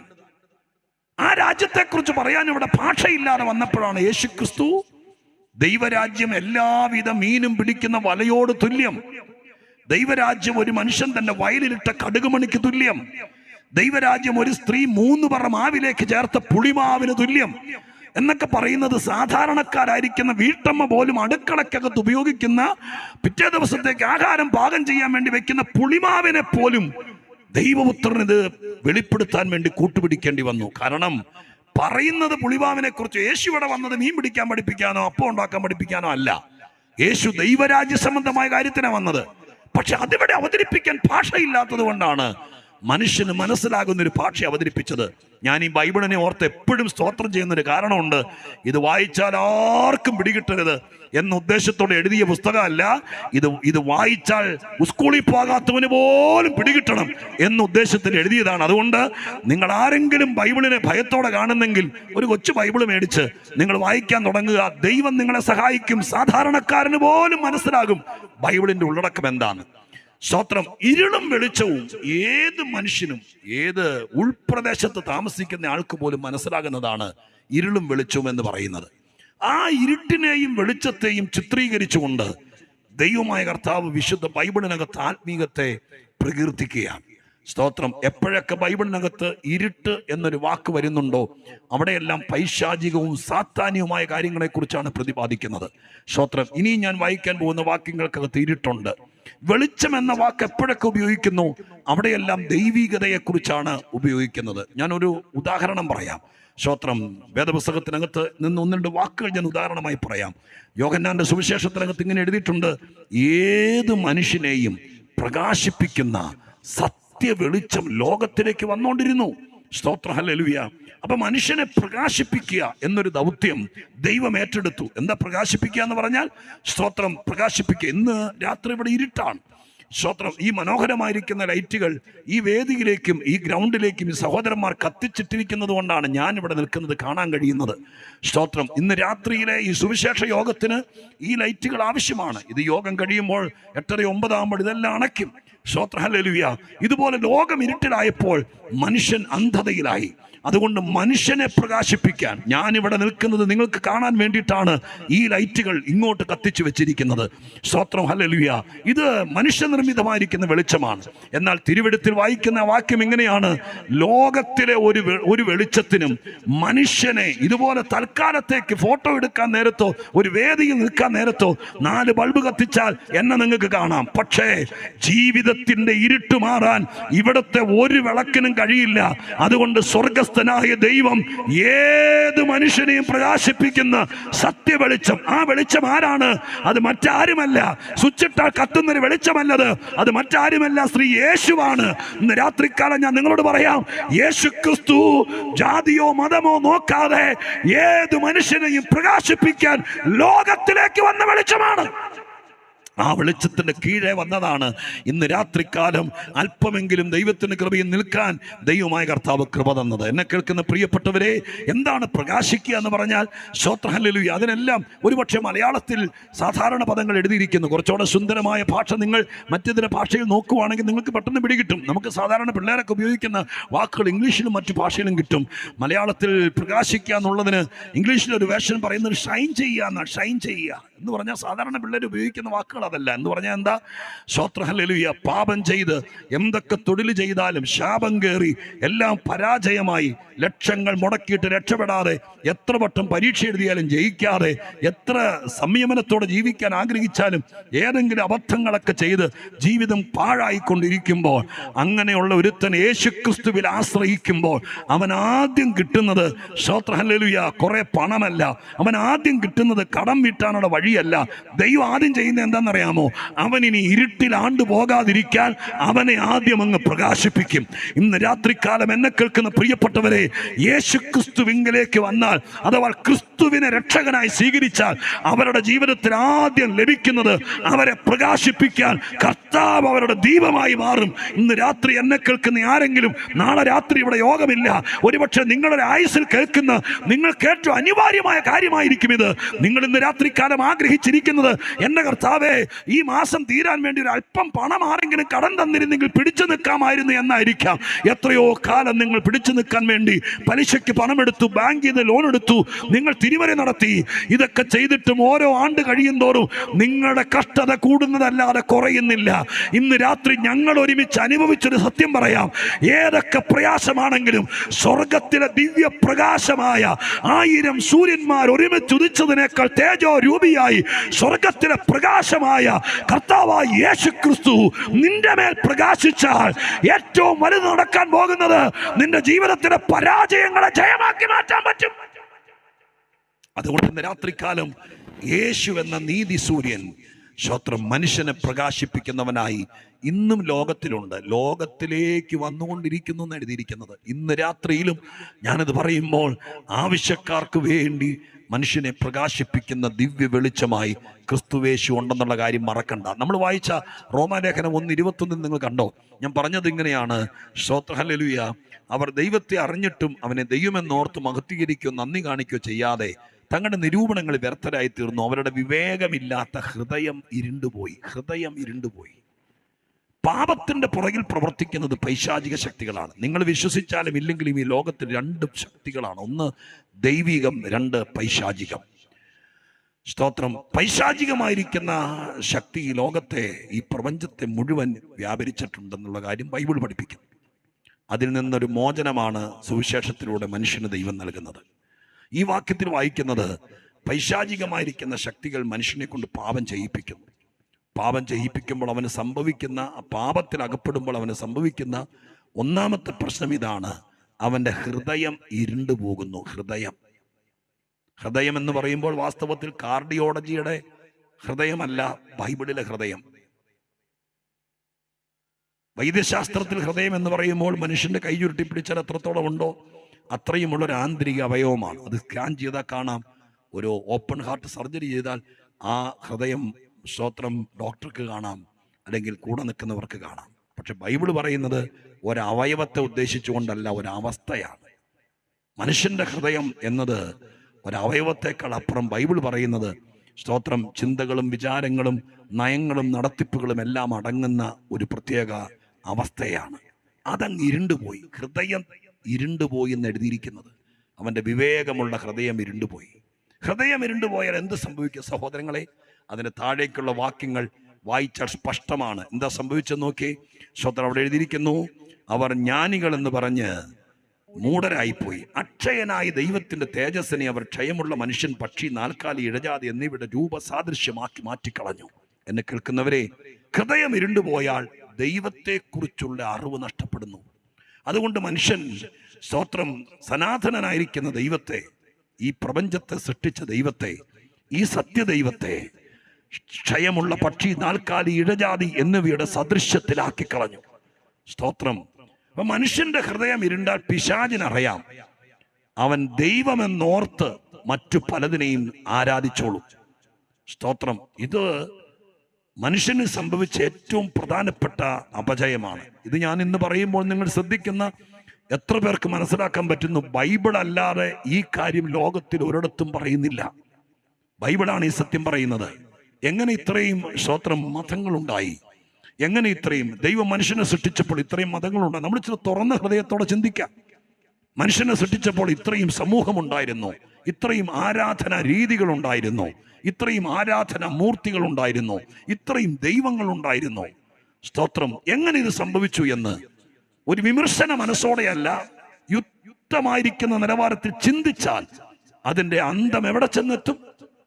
അതിന് സുതാര്യമായിരിക്കുന്ന രൂപരേഖ വിശുദ്ധ ബൈബിളിൽ മാത്രമുള്ളൂ. അതുകൊണ്ട് നിങ്ങൾ റോമാലേഖനം 1-ാം അധ്യായം, നിങ്ങൾ ആരാണെങ്കിലും, നിങ്ങൾക്കൊരു ബൈബിൾ ആവശ്യമാണെങ്കിൽ, ഈ ഭാഗങ്ങൾ പഠിക്കാൻ ആവശ്യമാണെങ്കിൽ, ഈ ഇരിക്കുന്ന കർത്തൃദാസന്മാരെ ആരെങ്കിലും സന്ധിച്ചാൽ, പുറകിൽ നിങ്ങൾ ആരെങ്കിലും സന്ധിച്ചാൽ നിങ്ങൾക്കൊരു ബൈബിൾ തരും. അതിന് സൗജന്യമായി ഒരു തരാൻ തയ്യാറാണ്. പക്ഷെ നിങ്ങൾ ഈ യാഥാർത്ഥ്യം അറിയണം. സ്തോത്രം.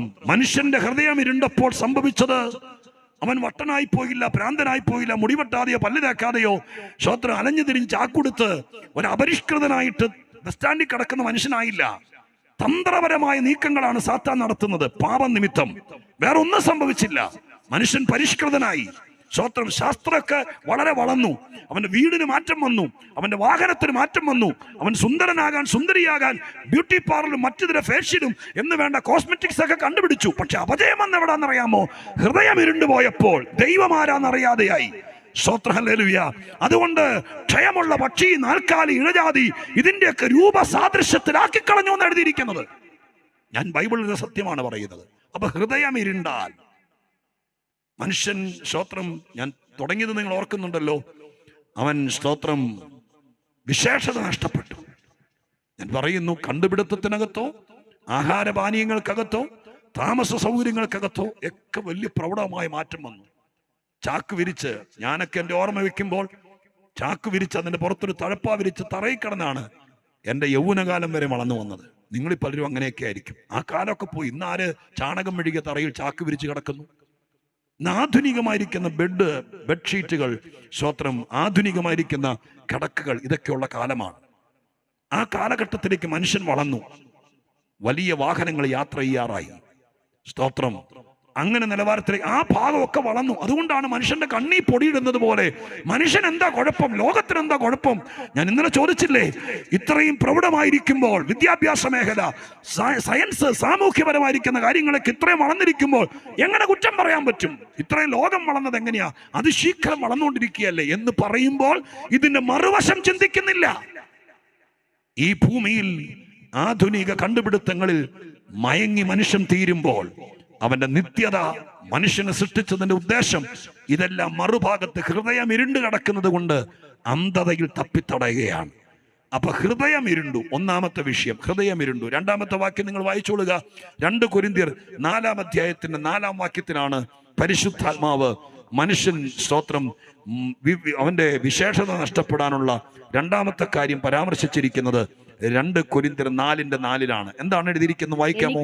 എനിക്ക് യാതൊരു കുറ്റത്തെക്കുറിച്ചും 2 കൊരിന്ത്യർ 4-ാം അധ്യായത്തിന് 4-ാമത്തെ വാക്യം. 2 കൊരിന്ത്യർ 4:4 ദൈവപ്രതിമയായ ക്രിസ്തുവിന്റെ തേജസ്സുള്ള സുവിശേഷത്തിന്റെ പ്രകാശനം ശോഭിക്കാതിരിപ്പാൻ ഈ ലോകത്തിന്റെ ദൈവം അവിശ്വാസികളുടെ മനസ്സ് കുരുടാക്കി.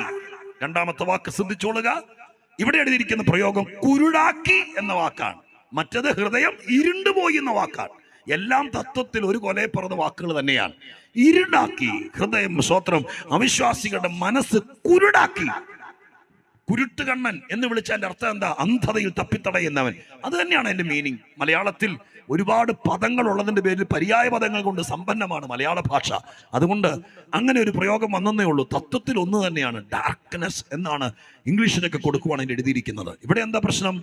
ആദ്യം വായിച്ചത് മനുഷ്യന്റെ ഹൃദയം ഇരുണ്ടുപോയി. ഇവിടെ പറയുന്നു, സ്തോത്രം, മനുഷ്യന്റെ മനസ്സ് കുരുടാക്കി. മനസ്സ്, ഇന്നലെ ഞാൻ ഒരല്പമായി പറഞ്ഞു, സ്തോത്രം, മനസ്സും മനസാക്ഷിയും ദൈവം മനുഷ്യന് കൊടുത്തിരിക്കുന്ന ഏറ്റവും വലിയ ഭാഗ്യമാണ്. മനസാക്ഷി ഉള്ളത് കൊണ്ടാണ് ഇന്ന് ഈ ലോകം ഇങ്ങനെ തന്നെ ഒരു ബാലൻസിൽ നിലനിൽക്കുന്നത്. ഇപ്പോഴും മനസാക്ഷിക്കകത്ത് വലിയ പ്രശ്നങ്ങൾ സംഭവിക്കുന്നുണ്ട്. മനസാക്ഷി നഷ്ടപ്പെട്ടതിന്റെ അപജയം ഈ ലോകത്തിൽ നടക്കുന്നുണ്ട്. എന്താണ് മനസാക്ഷി, മനസ്സും എന്നുള്ളതിനെ കുറിച്ച് വേദപുസ്തക വ്യാഖ്യാന ശാസ്ത്രം അനുസരിച്ച് ദൈവശാസ്ത്രജ്ഞന്മാർ ആന്ത്രോപോളജി, നരവംശാസ്ത്രം പഠിപ്പിക്കുമ്പോൾ, സ്തോത്രം, അവരിത് പഠിപ്പിക്കുമ്പോൾ, ഇത് ചുമ്മാ മണ്ടന്മാര് എവിടെന്നെങ്കിലും പത്രക്കട്ടിങ് എടുത്തുകൊണ്ട് വെച്ച് പ്രസംഗിക്കുന്ന ഒരു പ്രഭാഷണമെന്ന് വിചാരിക്കരുത് ഈ സുവിശേഷ പ്രസംഗം കേട്ടോ. ഇതൊക്കെ 8-10 കൊല്ലങ്ങൾ ദൈവശാസ്ത്രപരമായിട്ട് ശാസ്ത്രത്തിന്റെയും ലോകത്തിന്റെയും ഭാഷയുടെയും പിന്തുണയോടെ നന്നായി പഠിക്കുന്ന സെമിനാരികൾ ഇവിടെയുണ്ട്. മണ്ടത്തരമല്ല, എല്ലാ തെളിവുകളും. അങ്ങനെ 10-12 ശാഖകളായി മനുഷ്യന്റെ വിഷയങ്ങൾ ദൈവികമായി പരിശോധിച്ച് പഠിക്കുന്ന ഒരു ശാസ്ത്രശാഖയുണ്ട്, ദൈവശാസ്ത്രം എന്നറിയപ്പെടുന്നത്.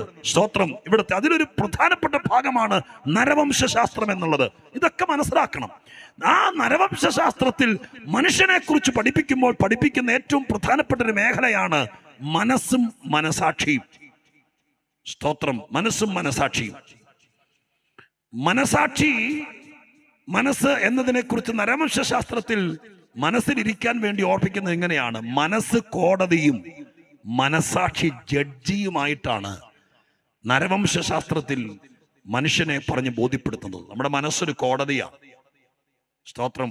പലതരം കോടതി ഇവിടെ ഉണ്ടല്ലോ. മുനിസിപ്പൽ കോടതി, ജില്ലാ കോടതി, സുപ്രീം കോടതി, ഹൈക്കോടതി, ഇങ്ങനെ പല ലെവലിലെ കോടതികളുണ്ട്. അതിൽ തന്നെ കുടുംബ കോടതി, വേറെയും പല വിധത്തിലുള്ള സ്വതന്ത്രം കാര്യങ്ങൾ ഈ ലോകത്തിൽ നടക്കുന്നുണ്ട്. എന്നതുപോലെ മനുഷ്യനെ സൃഷ്ടിച്ചപ്പോൾ ദൈവം മനുഷ്യന്റെ അകത്തൊരു കോടതിയുണ്ട്. സ്തോത്രം. അത് നമ്മുടെ മനസ്സാണ്. മനസാക്ഷിയാണ് ജഡ്ജി. മനസാക്ഷി തഴമ്പിച്ചിട്ടില്ലെങ്കിൽ, മനസാക്ഷി കല്ലിച്ചു പോയിട്ടില്ലെങ്കിൽ സ്വാഭാവികമായിട്ട് സംഭവിക്കുന്നൊരു കാര്യമുണ്ട്. മനുഷ്യൻ വികാര അടിസ്ഥാനത്തിൽ സൃഷ്ടിക്കപ്പെട്ടൊരു മനുഷ്യനാണ്. കോപം, ക്രോധം ഒക്കെ ഉണ്ടാകാം. അത് മനുഷ്യ സഹജമാണ്. ഇപ്പോ എന്നേക്കാൾ പ്രായമുള്ള ഒരു വയോധികനായിരിക്കുന്ന ദൈവദാസനോട്, ചെറുപ്പക്കാരനായിരിക്കുന്ന അല്ലെങ്കിൽ മധ്യവയസ്സ് കഴിഞ്ഞ ഞാൻ ഏതെങ്കിലും കാര്യത്തിൽ ഒരു അപ്രതീക്ഷിത നിമിഷത്തിൽ എൻ്റെ കോപത്തിൽ ഞാൻ അദ്ദേഹത്തോട് ഒരു പ്രത്യേക സാഹചര്യത്തിൽ തട്ടിക്കയറി സംസാരിച്ചു. ആ സന്ദർഭത്തിൽ സംഭവിച്ചു പോയി. ചിലപ്പോൾ പ്രായമുള്ള ഒരു പിതാവിനോട്, ചിലപ്പോൾ ജനിപ്പിച്ച അപ്പനോട് സംഭവിക്കാം, ചിലപ്പോൾ പഠിപ്പിച്ച അധ്യാപകനോട്. ആ വാശിക്ക ചോരത്തിളപ്പിൽ പറഞ്ഞിട്ട്, സ്തോത്രം, നമ്മളവിടെ ഇറങ്ങിപ്പോയി.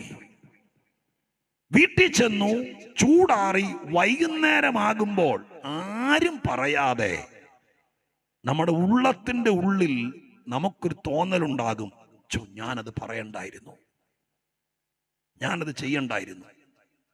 ചിലപ്പോൾ വിവേകമുള്ള മനുഷ്യനാണെങ്കിൽ ആ മനുഷ്യന്റെ നമ്പർ എടുത്ത് ഫോൺ ചെയ്ത് അദ്ദേഹത്തെ വിളിച്ച്, സ്തോത്രം, ഞാൻ ഉച്ചയ്ക്ക് അങ്ങനെ പറഞ്ഞു, എൻ്റെ ഒരു പ്രത്യേക എത്രയോ പേർക്ക്, നിങ്ങളിൽ ചിലർക്ക് സംഭവിച്ചിട്ടുണ്ടാകും, അത് ജീവിതത്തിൽ ഒരിക്കലും സംഭവിച്ചിട്ടില്ലെങ്കിൽ നിങ്ങളുടെ മനസാക്ഷി ഇന്ന് രാത്രി കഴുകിയിട്ടേ പോകാവൂ. സ്തോത്രം. മനസാക്ഷി കഴുകുന്ന ഒരേ ഒരു കാര്യമേ ലോകത്തിലുള്ളൂ, അത് യേശുക്രിസ്തുവിന്റെ രക്തമാണെന്നാണ് ബൈബിൾ പഠിപ്പിക്കുന്നത്. മനസ്സ് ചികിത്സിക്കുന്ന ആശുപത്രികൾ നിങ്ങളൊരു പക്ഷെ കണ്ടേക്കാം. മനസാക്ഷി ചികിത്സിക്കുന്ന ഒരു ആശുപത്രി ലോകത്തിൽ എവിടെയെങ്കിലും ഉണ്ടോ? ഗൂഗിളിൽ തപ്പി നോക്ക്, എങ്ങുമില്ല. സ്തോത്രം. മനസാക്ഷിയെ ചികിത്സിക്കാൻ ആരുണ്ട്? മനസാക്ഷിയെ ചികിത്സിക്കാൻ യേശുക്രിസ്തുവിന്റെ രക്തത്തിനല്ലാതെ വേറെ മരുന്നില്ല. മനസാക്ഷി ഒരു കോടതിയാണ്, മനസാക്ഷി ജഡ്ജിയാണ്, മനസാക്ഷി നമ്മളെ കുറ്റം വിധിക്കും. ബൈബിൾ പറയുന്നു, മനസാക്ഷി നിന്നെ കുറ്റം വിധിക്കുന്നില്ലെങ്കിൽ നിനക്കാകാം. യേശുക്രിസ്തുവിന്റെ കാലഘട്ടത്തിൽ ഒരു സ്ത്രീയെ കല്ലെറിഞ്ഞു കൊല്ലാൻ വേണ്ടി കുറച്ചാളുകൾ വ്യഭിചാരത്തിൽ പിടിക്കപ്പെട്ട് കൊണ്ടുവന്നു. യേശുവിന്റെ മുമ്പിൽ കൊണ്ട് നിർത്തിയിട്ട് ചോദിച്ചു, ഗുരോ, ഇവൾ ഇന്ന കുറ്റത്തിൽ പിടിക്കപ്പെട്ടതാണ്, ഇവളെ കല്ലെറിഞ്ഞു കൊല്ലാൻ ന്യായപ്രമാണത്തിൽ മോശ പറയുന്നു, എറിയട്ടെ എന്ന് ചോദിച്ചു. യേശു പറഞ്ഞു, നിങ്ങളിൽ പാപമില്ലാത്തവൻ കല്ലെറിയട്ടെ എന്ന് പറഞ്ഞപ്പോൾ അടുത്ത വാചകം ഇങ്ങനെയാണ്, മനസാക്ഷിയുടെ ആക്ഷേപം നിമിത്തം മൂത്തവൻ മുതൽ ഇളയവൻ വരെ കല്ലിട്ടിട്ടവർ മടങ്ങിപ്പോയി. മനസാക്ഷി ആക്ഷേപിക്കുക എന്നൊരു പദം അവിടെ കണ്ടോ? ബൈബിൾ മനസാക്ഷിയെ കുറിച്ച് എഴുതിയിരിക്കുന്ന എത്രയോ പദങ്ങളാണ്. മനസാക്ഷി എന്നത് നമ്മളെ ബോധവൽക്കരിക്കാനുള്ളതാണ്. മനസ്സും മനസാക്ഷി. എന്താണ് മനസാക്ഷി നമ്മുടെ ഉള്ളിലിരുന്നുകൊണ്ട് ചെയ്യുന്നത്? നമ്മൾ ആരാണെന്നുള്ള ബോധം നമുക്ക് തരിക, നമ്മുടെ ബന്ധങ്ങളെക്കുറിച്ച് നമ്മളെ ബോധിപ്പിക്കുക. ആ കാര്യങ്ങൾ തന്നെ നമ്മുടെ ചർച്ചസിലൊക്കെ ബൈബിൾ ക്ലാസ് എടുത്ത് പഠിപ്പിക്കേണ്ടതാണ് കേട്ടോ. ഈ മനസാക്ഷി, മനസ്സെന്ന് പറയുന്നതൊക്കെ പുതിയ നിയമത്തിനകത്ത്, പഴയ നിയമത്തിൽ ഒരേ ഒരു വാക്യമേ ഉള്ളൂ, അത് മനസാക്ഷിയെ കൈകാര്യം ചെയ്ത വാക്യമല്ല.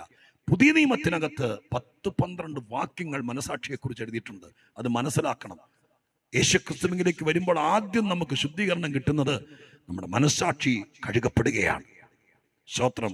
എങ്കിലേ നമുക്ക് നല്ല മനുഷ്യനായി ജീവിക്കാൻ പറ്റുള്ളൂ.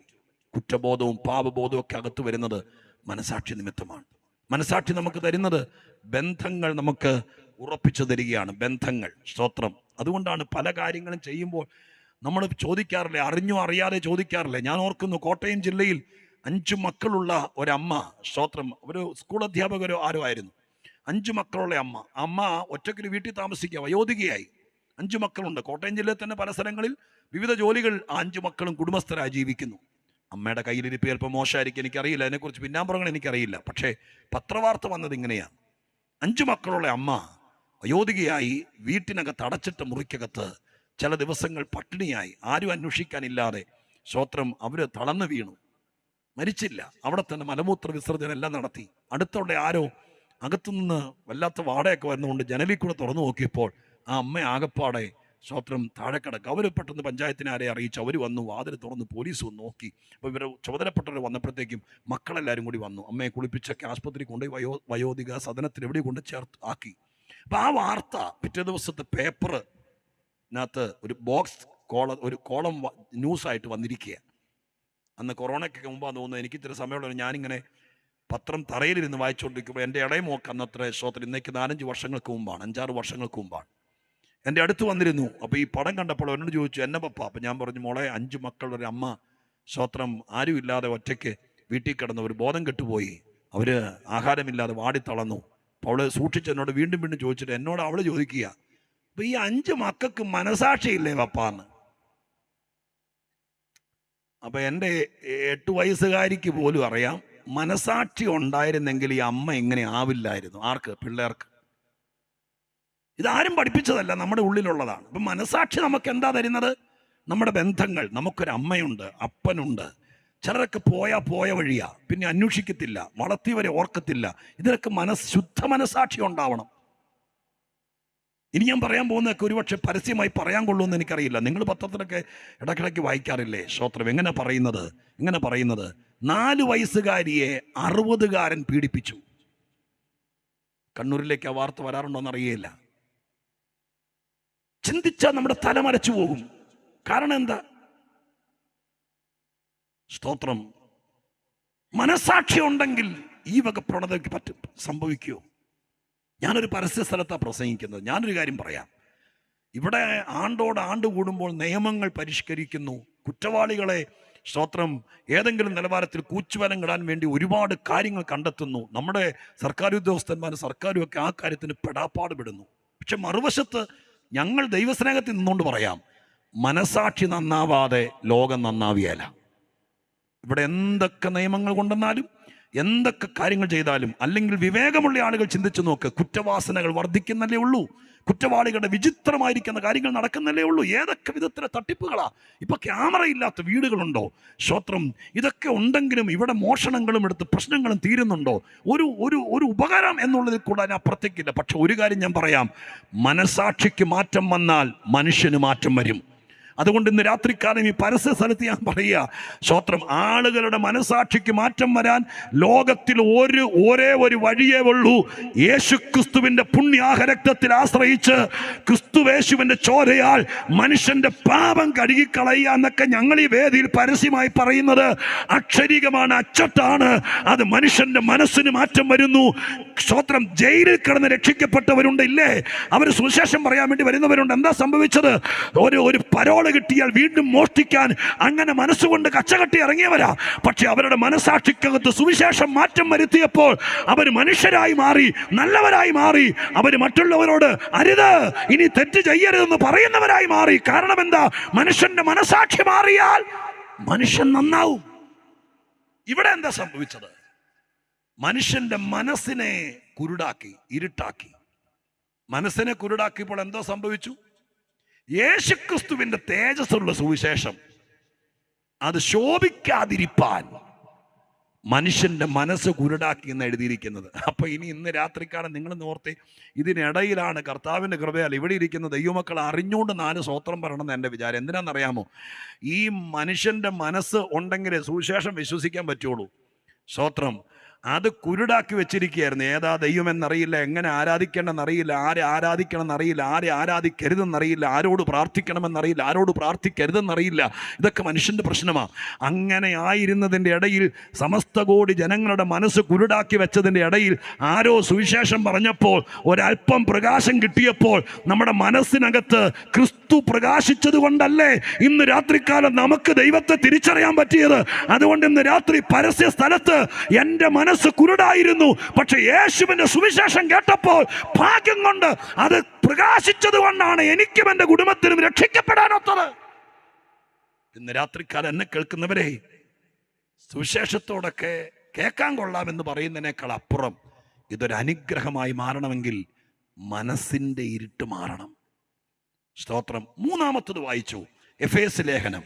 എഫേസ് ലേഖനത്തിന്റെ 4-ാം അധ്യായത്തിന്റെ 17-18 വാക്യങ്ങൾക്കകത്താണ് പിശാച് ചെയ്ത, പാപം ചെയ്ത 3-ാമത്തെ കടുങ്കൈ മനുഷ്യനോടുള്ള ബന്ധത്തിൽ സംഭവിച്ചു പോയത്.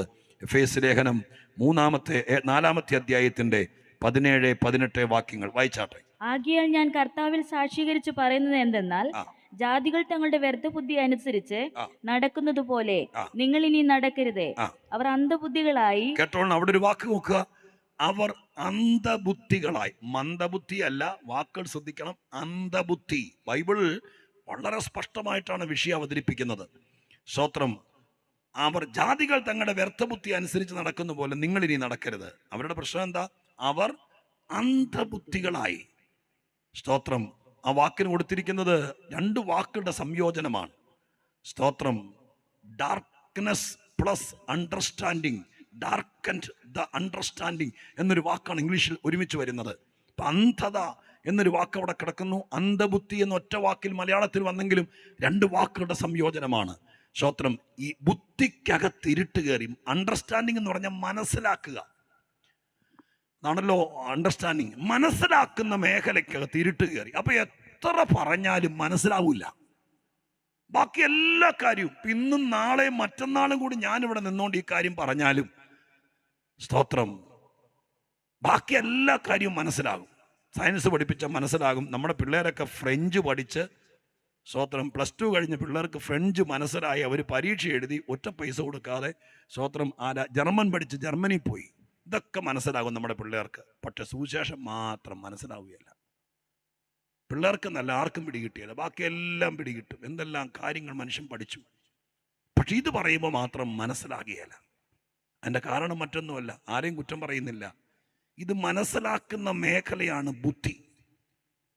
അതിനകത്ത് ഇരുട്ടായിപ്പോയി. ഈ കാര്യം വരുമ്പോൾ മാത്രം കട്ട് ഓഫ് ആകും. സ്തോത്രം. നമുക്കിത് പിടികിട്ടിയാല. ദൈവത്തെക്കുറിച്ച് പറയുമ്പോൾ, ആത്മീകതയെക്കുറിച്ച് പറയുമ്പോൾ, സ്വർഗത്തെക്കുറിച്ച് പറയുമ്പോൾ, മരണാനന്തര ജീവിതത്തെക്കുറിച്ച് പറയുമ്പോൾ, അത് പറയുമ്പോൾ മാത്രം നമുക്ക് മനസ്സിലാകാത്തൊരു സ്ഥിതിയിലേക്ക് മനുഷ്യനെ കൊണ്ടെത്തിച്ചു പിശാചും പാപവും കൂടെ.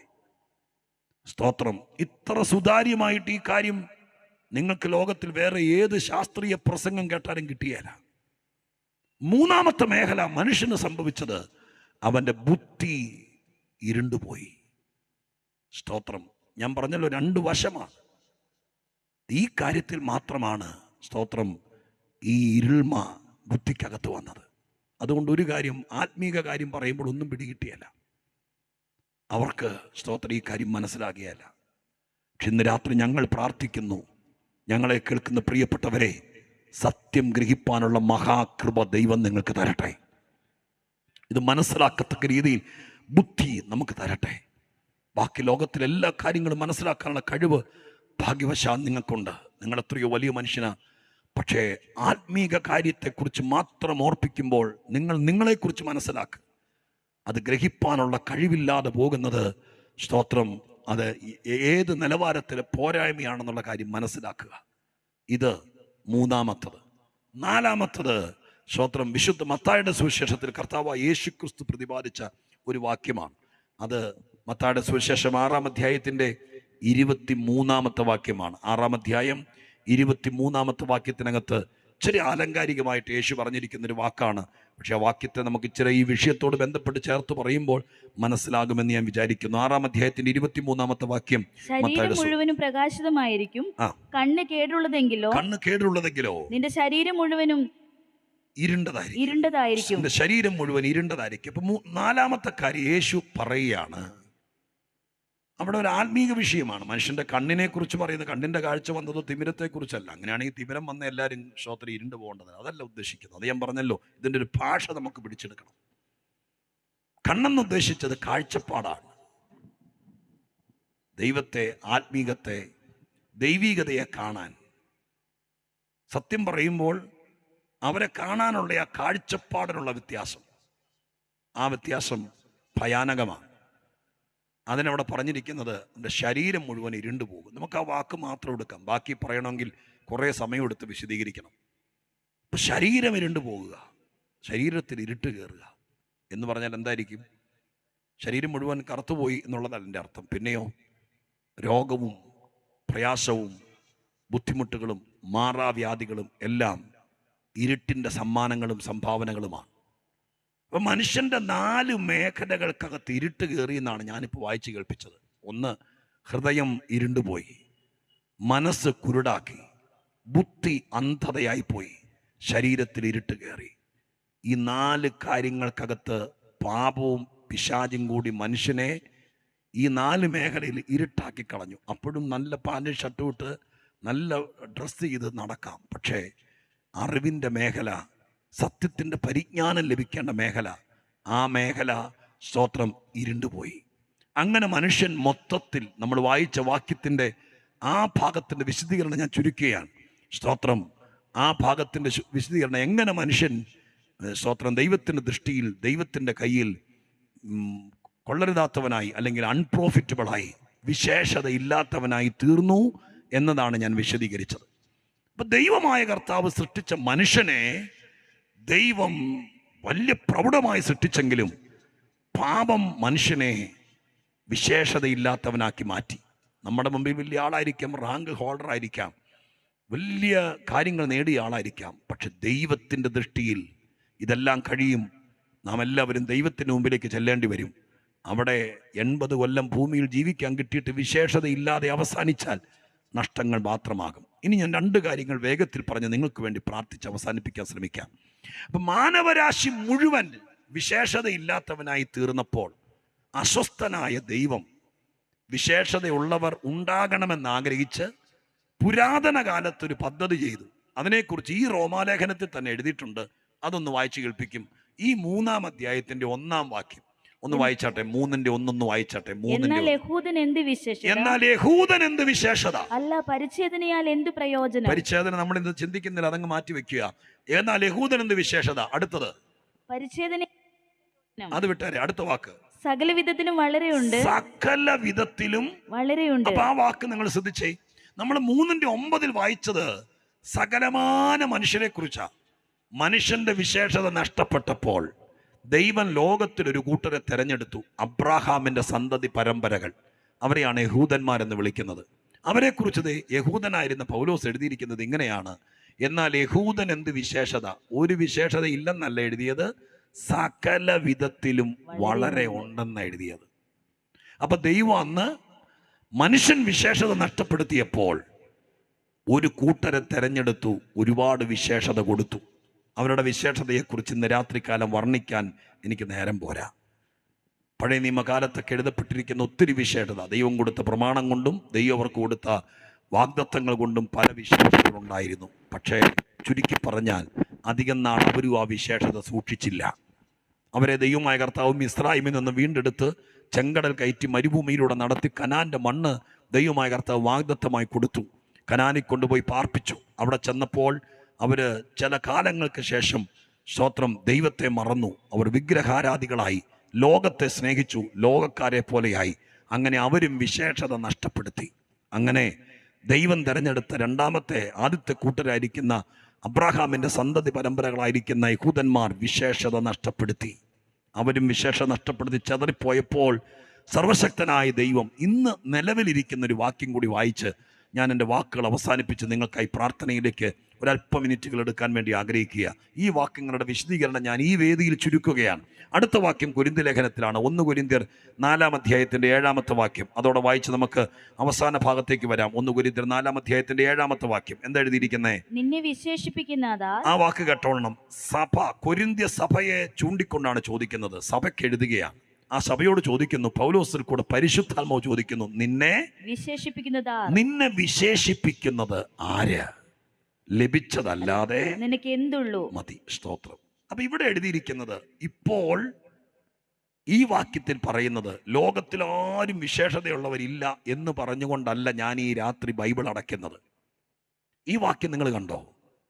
ഈ വാക്യം കർത്താവിന്റെ ചോര കൊണ്ട് സമ്പാദിച്ച ആളുകളെ ഒന്നിച്ചു കൂടി അവരൊന്നിച്ച് ദൈവസന്നിധി നിലകൊള്ളുന്ന ഒരാത്മീക കൂട്ടായ്മയാണ് ദൈവത്തിൻ്റെ സഭ. അത് പ്രാദേശികമായിട്ട് എല്ലാ സ്ഥലത്തും ഉണ്ട്. അവരെ പ്രതിനിധീകരിച്ചുകൊണ്ട് അവരോട് ചോദിക്കുകയാണ്, അയ്യോ നിനക്കൊരു വിശേഷത ഇല്ലല്ലോ എന്നല്ല പറഞ്ഞത്, നിന്നെ വിശേഷിപ്പിക്കുന്നത് ആര്?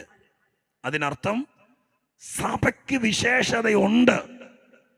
ആ സഭയെ വിശേഷിപ്പിക്കുന്നത് എന്ത് എന്നല്ല, ആരെന്നാ ചോദ്യം. ആരെന്ന് എന്ന് ചോദിക്കുമ്പോൾ ഒരു വ്യക്തിയാണ് ഉദ്ദേശിക്കുന്നത്. ആരാണ് സഭയുടെ വിശേഷത? ഏതെങ്കിലും ഒരു സംഘടനയുടെ തലപ്പത്തിരിക്കുന്നയാളോ 25-50 കൊല്ലം അധികാരത്തിൽ നിന്ന് മൺമറഞ്ഞു പോകുമ്പോൾ അടുത്തൊരാളെ അവരോധിക്കുന്നതൊന്നുമല്ല സഭയുടെ വിശേഷത. പിന്നെയോ സഭയുടെ വിശേഷത സഭയ്ക്ക് വേണ്ടി ജീവൻ കൊടുത്ത കർത്താവായ യേശുവാണ്.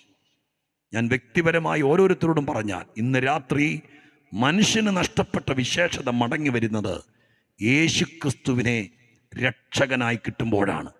ഈ പൗലോസിന്റെ ഭാഷയിൽ പറഞ്ഞാൽ ഈ രക്ഷകനായി കിട്ടുക എന്നൊക്കെ പറയുന്നത് പൗലോസിന്റെ ഒരു ആലങ്കാരിക ഭാഷയുണ്ടല്ലോ. ആ ഭാഷ ഇങ്ങനെയാണ്: ക്രിസ്തു എന്ന ഏക പുരുഷന് നിർമ്മല കന്യകയായി വിവാഹ നിശ്ചയം ചെയ്യപ്പെടുക. സ്തോത്രം. ലോകത്തിലൊരു മതങ്ങളും അവകാശപ്പെടാത്തതാണ് അവരുടെ രക്ഷകനുമായിട്ട് അങ്ങനെ ഒരു ബന്ധം. സ്തോത്രം. ആ ഒരു നിലവാരത്തിൽ യേശുക്രിസ്തുവിനെ മനുഷ്യവർഗത്തിന് വേണ്ടി തന്നിരിക്കുകയാണ്.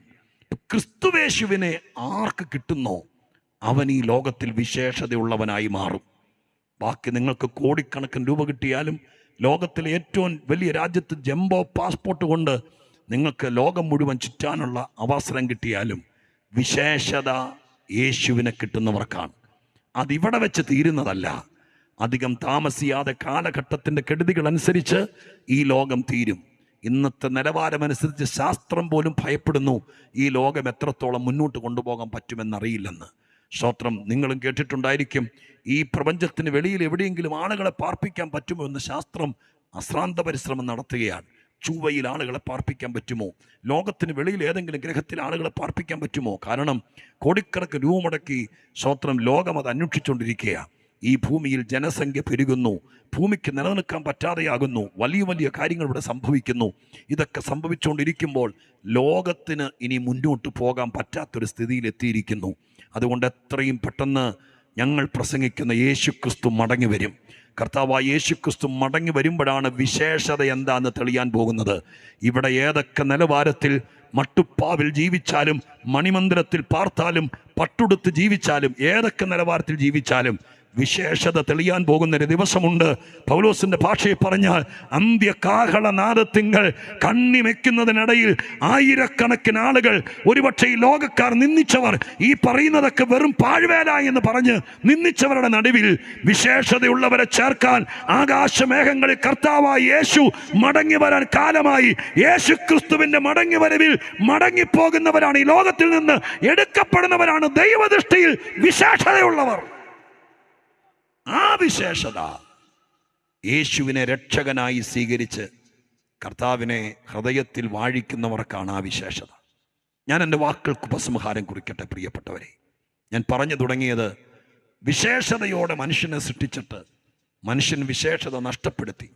യഹൂദനെ വിശേഷതയുള്ളവരായി തെരഞ്ഞെടുത്തു, അവരും വിശ്വസ്തത കാണിച്ചില്ല. 2000 വർഷമായി യേശുക്രിസ്തുവിനെ കാൽവരിയിൽ തകർത്തിട്ട് ക്രിസ്തുവേശുവിൻ്റെ രക്തം കൊണ്ട് വീണ്ടെടുക്കപ്പെടുന്ന ആളുകളെ വിശേഷതയുള്ളവരായി, അതിവിടുത്തെ ഭൗതികമായിരിക്കുന്ന കാര്യത്തിലല്ല, ദൈവോന്മുഖമായി വിശേഷതയുള്ളവരായി, സ്വർഗത്തിന് കൊള്ളാവുന്നവരായി ദൈവമായ കർത്താവ് ഒരുക്കിക്കൊണ്ടിരിക്കുകയാണ്. അതിൻ്റെ ഒരു ഭാഗമായിട്ടാണ് മലബാറിലെ ദൈവദാസന്മാരും ദൈവമക്കളും കൂടി പയ്യന്നൂർ ഈ പോലീസ് ഗ്രൗണ്ടിൽ ഇങ്ങനൊരു യോഗം ക്രമീകരിച്ചത്. എന്നെ കേൾക്കുന്നവരെ, നിങ്ങൾക്കൊരു വിശേഷതയില്ല എന്ന് തോന്നുന്നെങ്കിൽ നിങ്ങൾ ഇന്ന് രാത്രിക്കാലം വിശേഷതയുള്ളവരായി മാറാൻ കർത്താവ് നിങ്ങൾക്ക് വേണ്ടി ഇന്ന് രാത്രിക്കാലം ഇവിടെയുണ്ട്. സ്തോത്രം. ആ യേശുവിനെ രക്ഷക എന്നൊന്ന് വിളിച്ചാൽ നിങ്ങളുടെ വിശേഷതയിലേക്ക് നിങ്ങളെ മടക്കി വരുത്താൻ കർത്താവ് വിശ്വസ്തനാണ്. നമ്മൾ ഒരുമിച്ച് പ്രാർത്ഥിക്കാൻ വേണ്ടി പോകുകയാണ്. കഴിഞ്ഞ രാത്രിയിലെ പോലെ ഒരു നിമിഷം എഴുന്നേറ്റ് നിന്ന് പ്രാർത്ഥിക്കാൻ നമുക്കെല്ലാവർക്കും കൂടി മനസ്സ് വെക്കാം. എല്ലാവരും ഒന്ന് എഴുന്നേറ്റ് നിൽക്കുക. കർത്താവിൻ്റെ സന്നിധാനത്തിൽ എഴുന്നേറ്റ് നിന്ന് പ്രാർത്ഥിച്ചനന്തരം ഒരു പാട്ടോടെ പാടി ദൈവത്തെ ആത്മാവിൽ സന്തോഷത്തോടെ സ്തോത്രം ചെയ്ത് ദൈവത്തെ മഹത്വപ്പെടുത്തി യോഗം അവസാനിക്കാനിടയാകട്ടെ. ചുറ്റുവട്ടത്തേക്ക് ഒരുപാട് പേര് സ്തോത്രം ഈ ഗ്രൗണ്ടിൻ്റെ വെളിയിലൊക്കെ നമ്മളെ വീക്ഷിച്ച് കേട്ടു നിൽക്കുന്നുണ്ട്. അവർ പലരും കർത്താവിൻ്റെ സന്നിധാനത്തിൽ വിശേഷതയുള്ളവരായി മാറട്ടെ. ഈ യോഗത്തിന് മറ്റൊരു ഉദ്ദേശമില്ല സഹോദരങ്ങളെ. സ്തോത്രം. ഒറ്റ ഉദ്ദേശമുള്ളൂ. വിശേഷത നഷ്ടപ്പെടുമ്പോഴാണ് മനുഷ്യൻ ആത്മഹത്യ ചെയ്യാൻ തോന്നുന്നത്.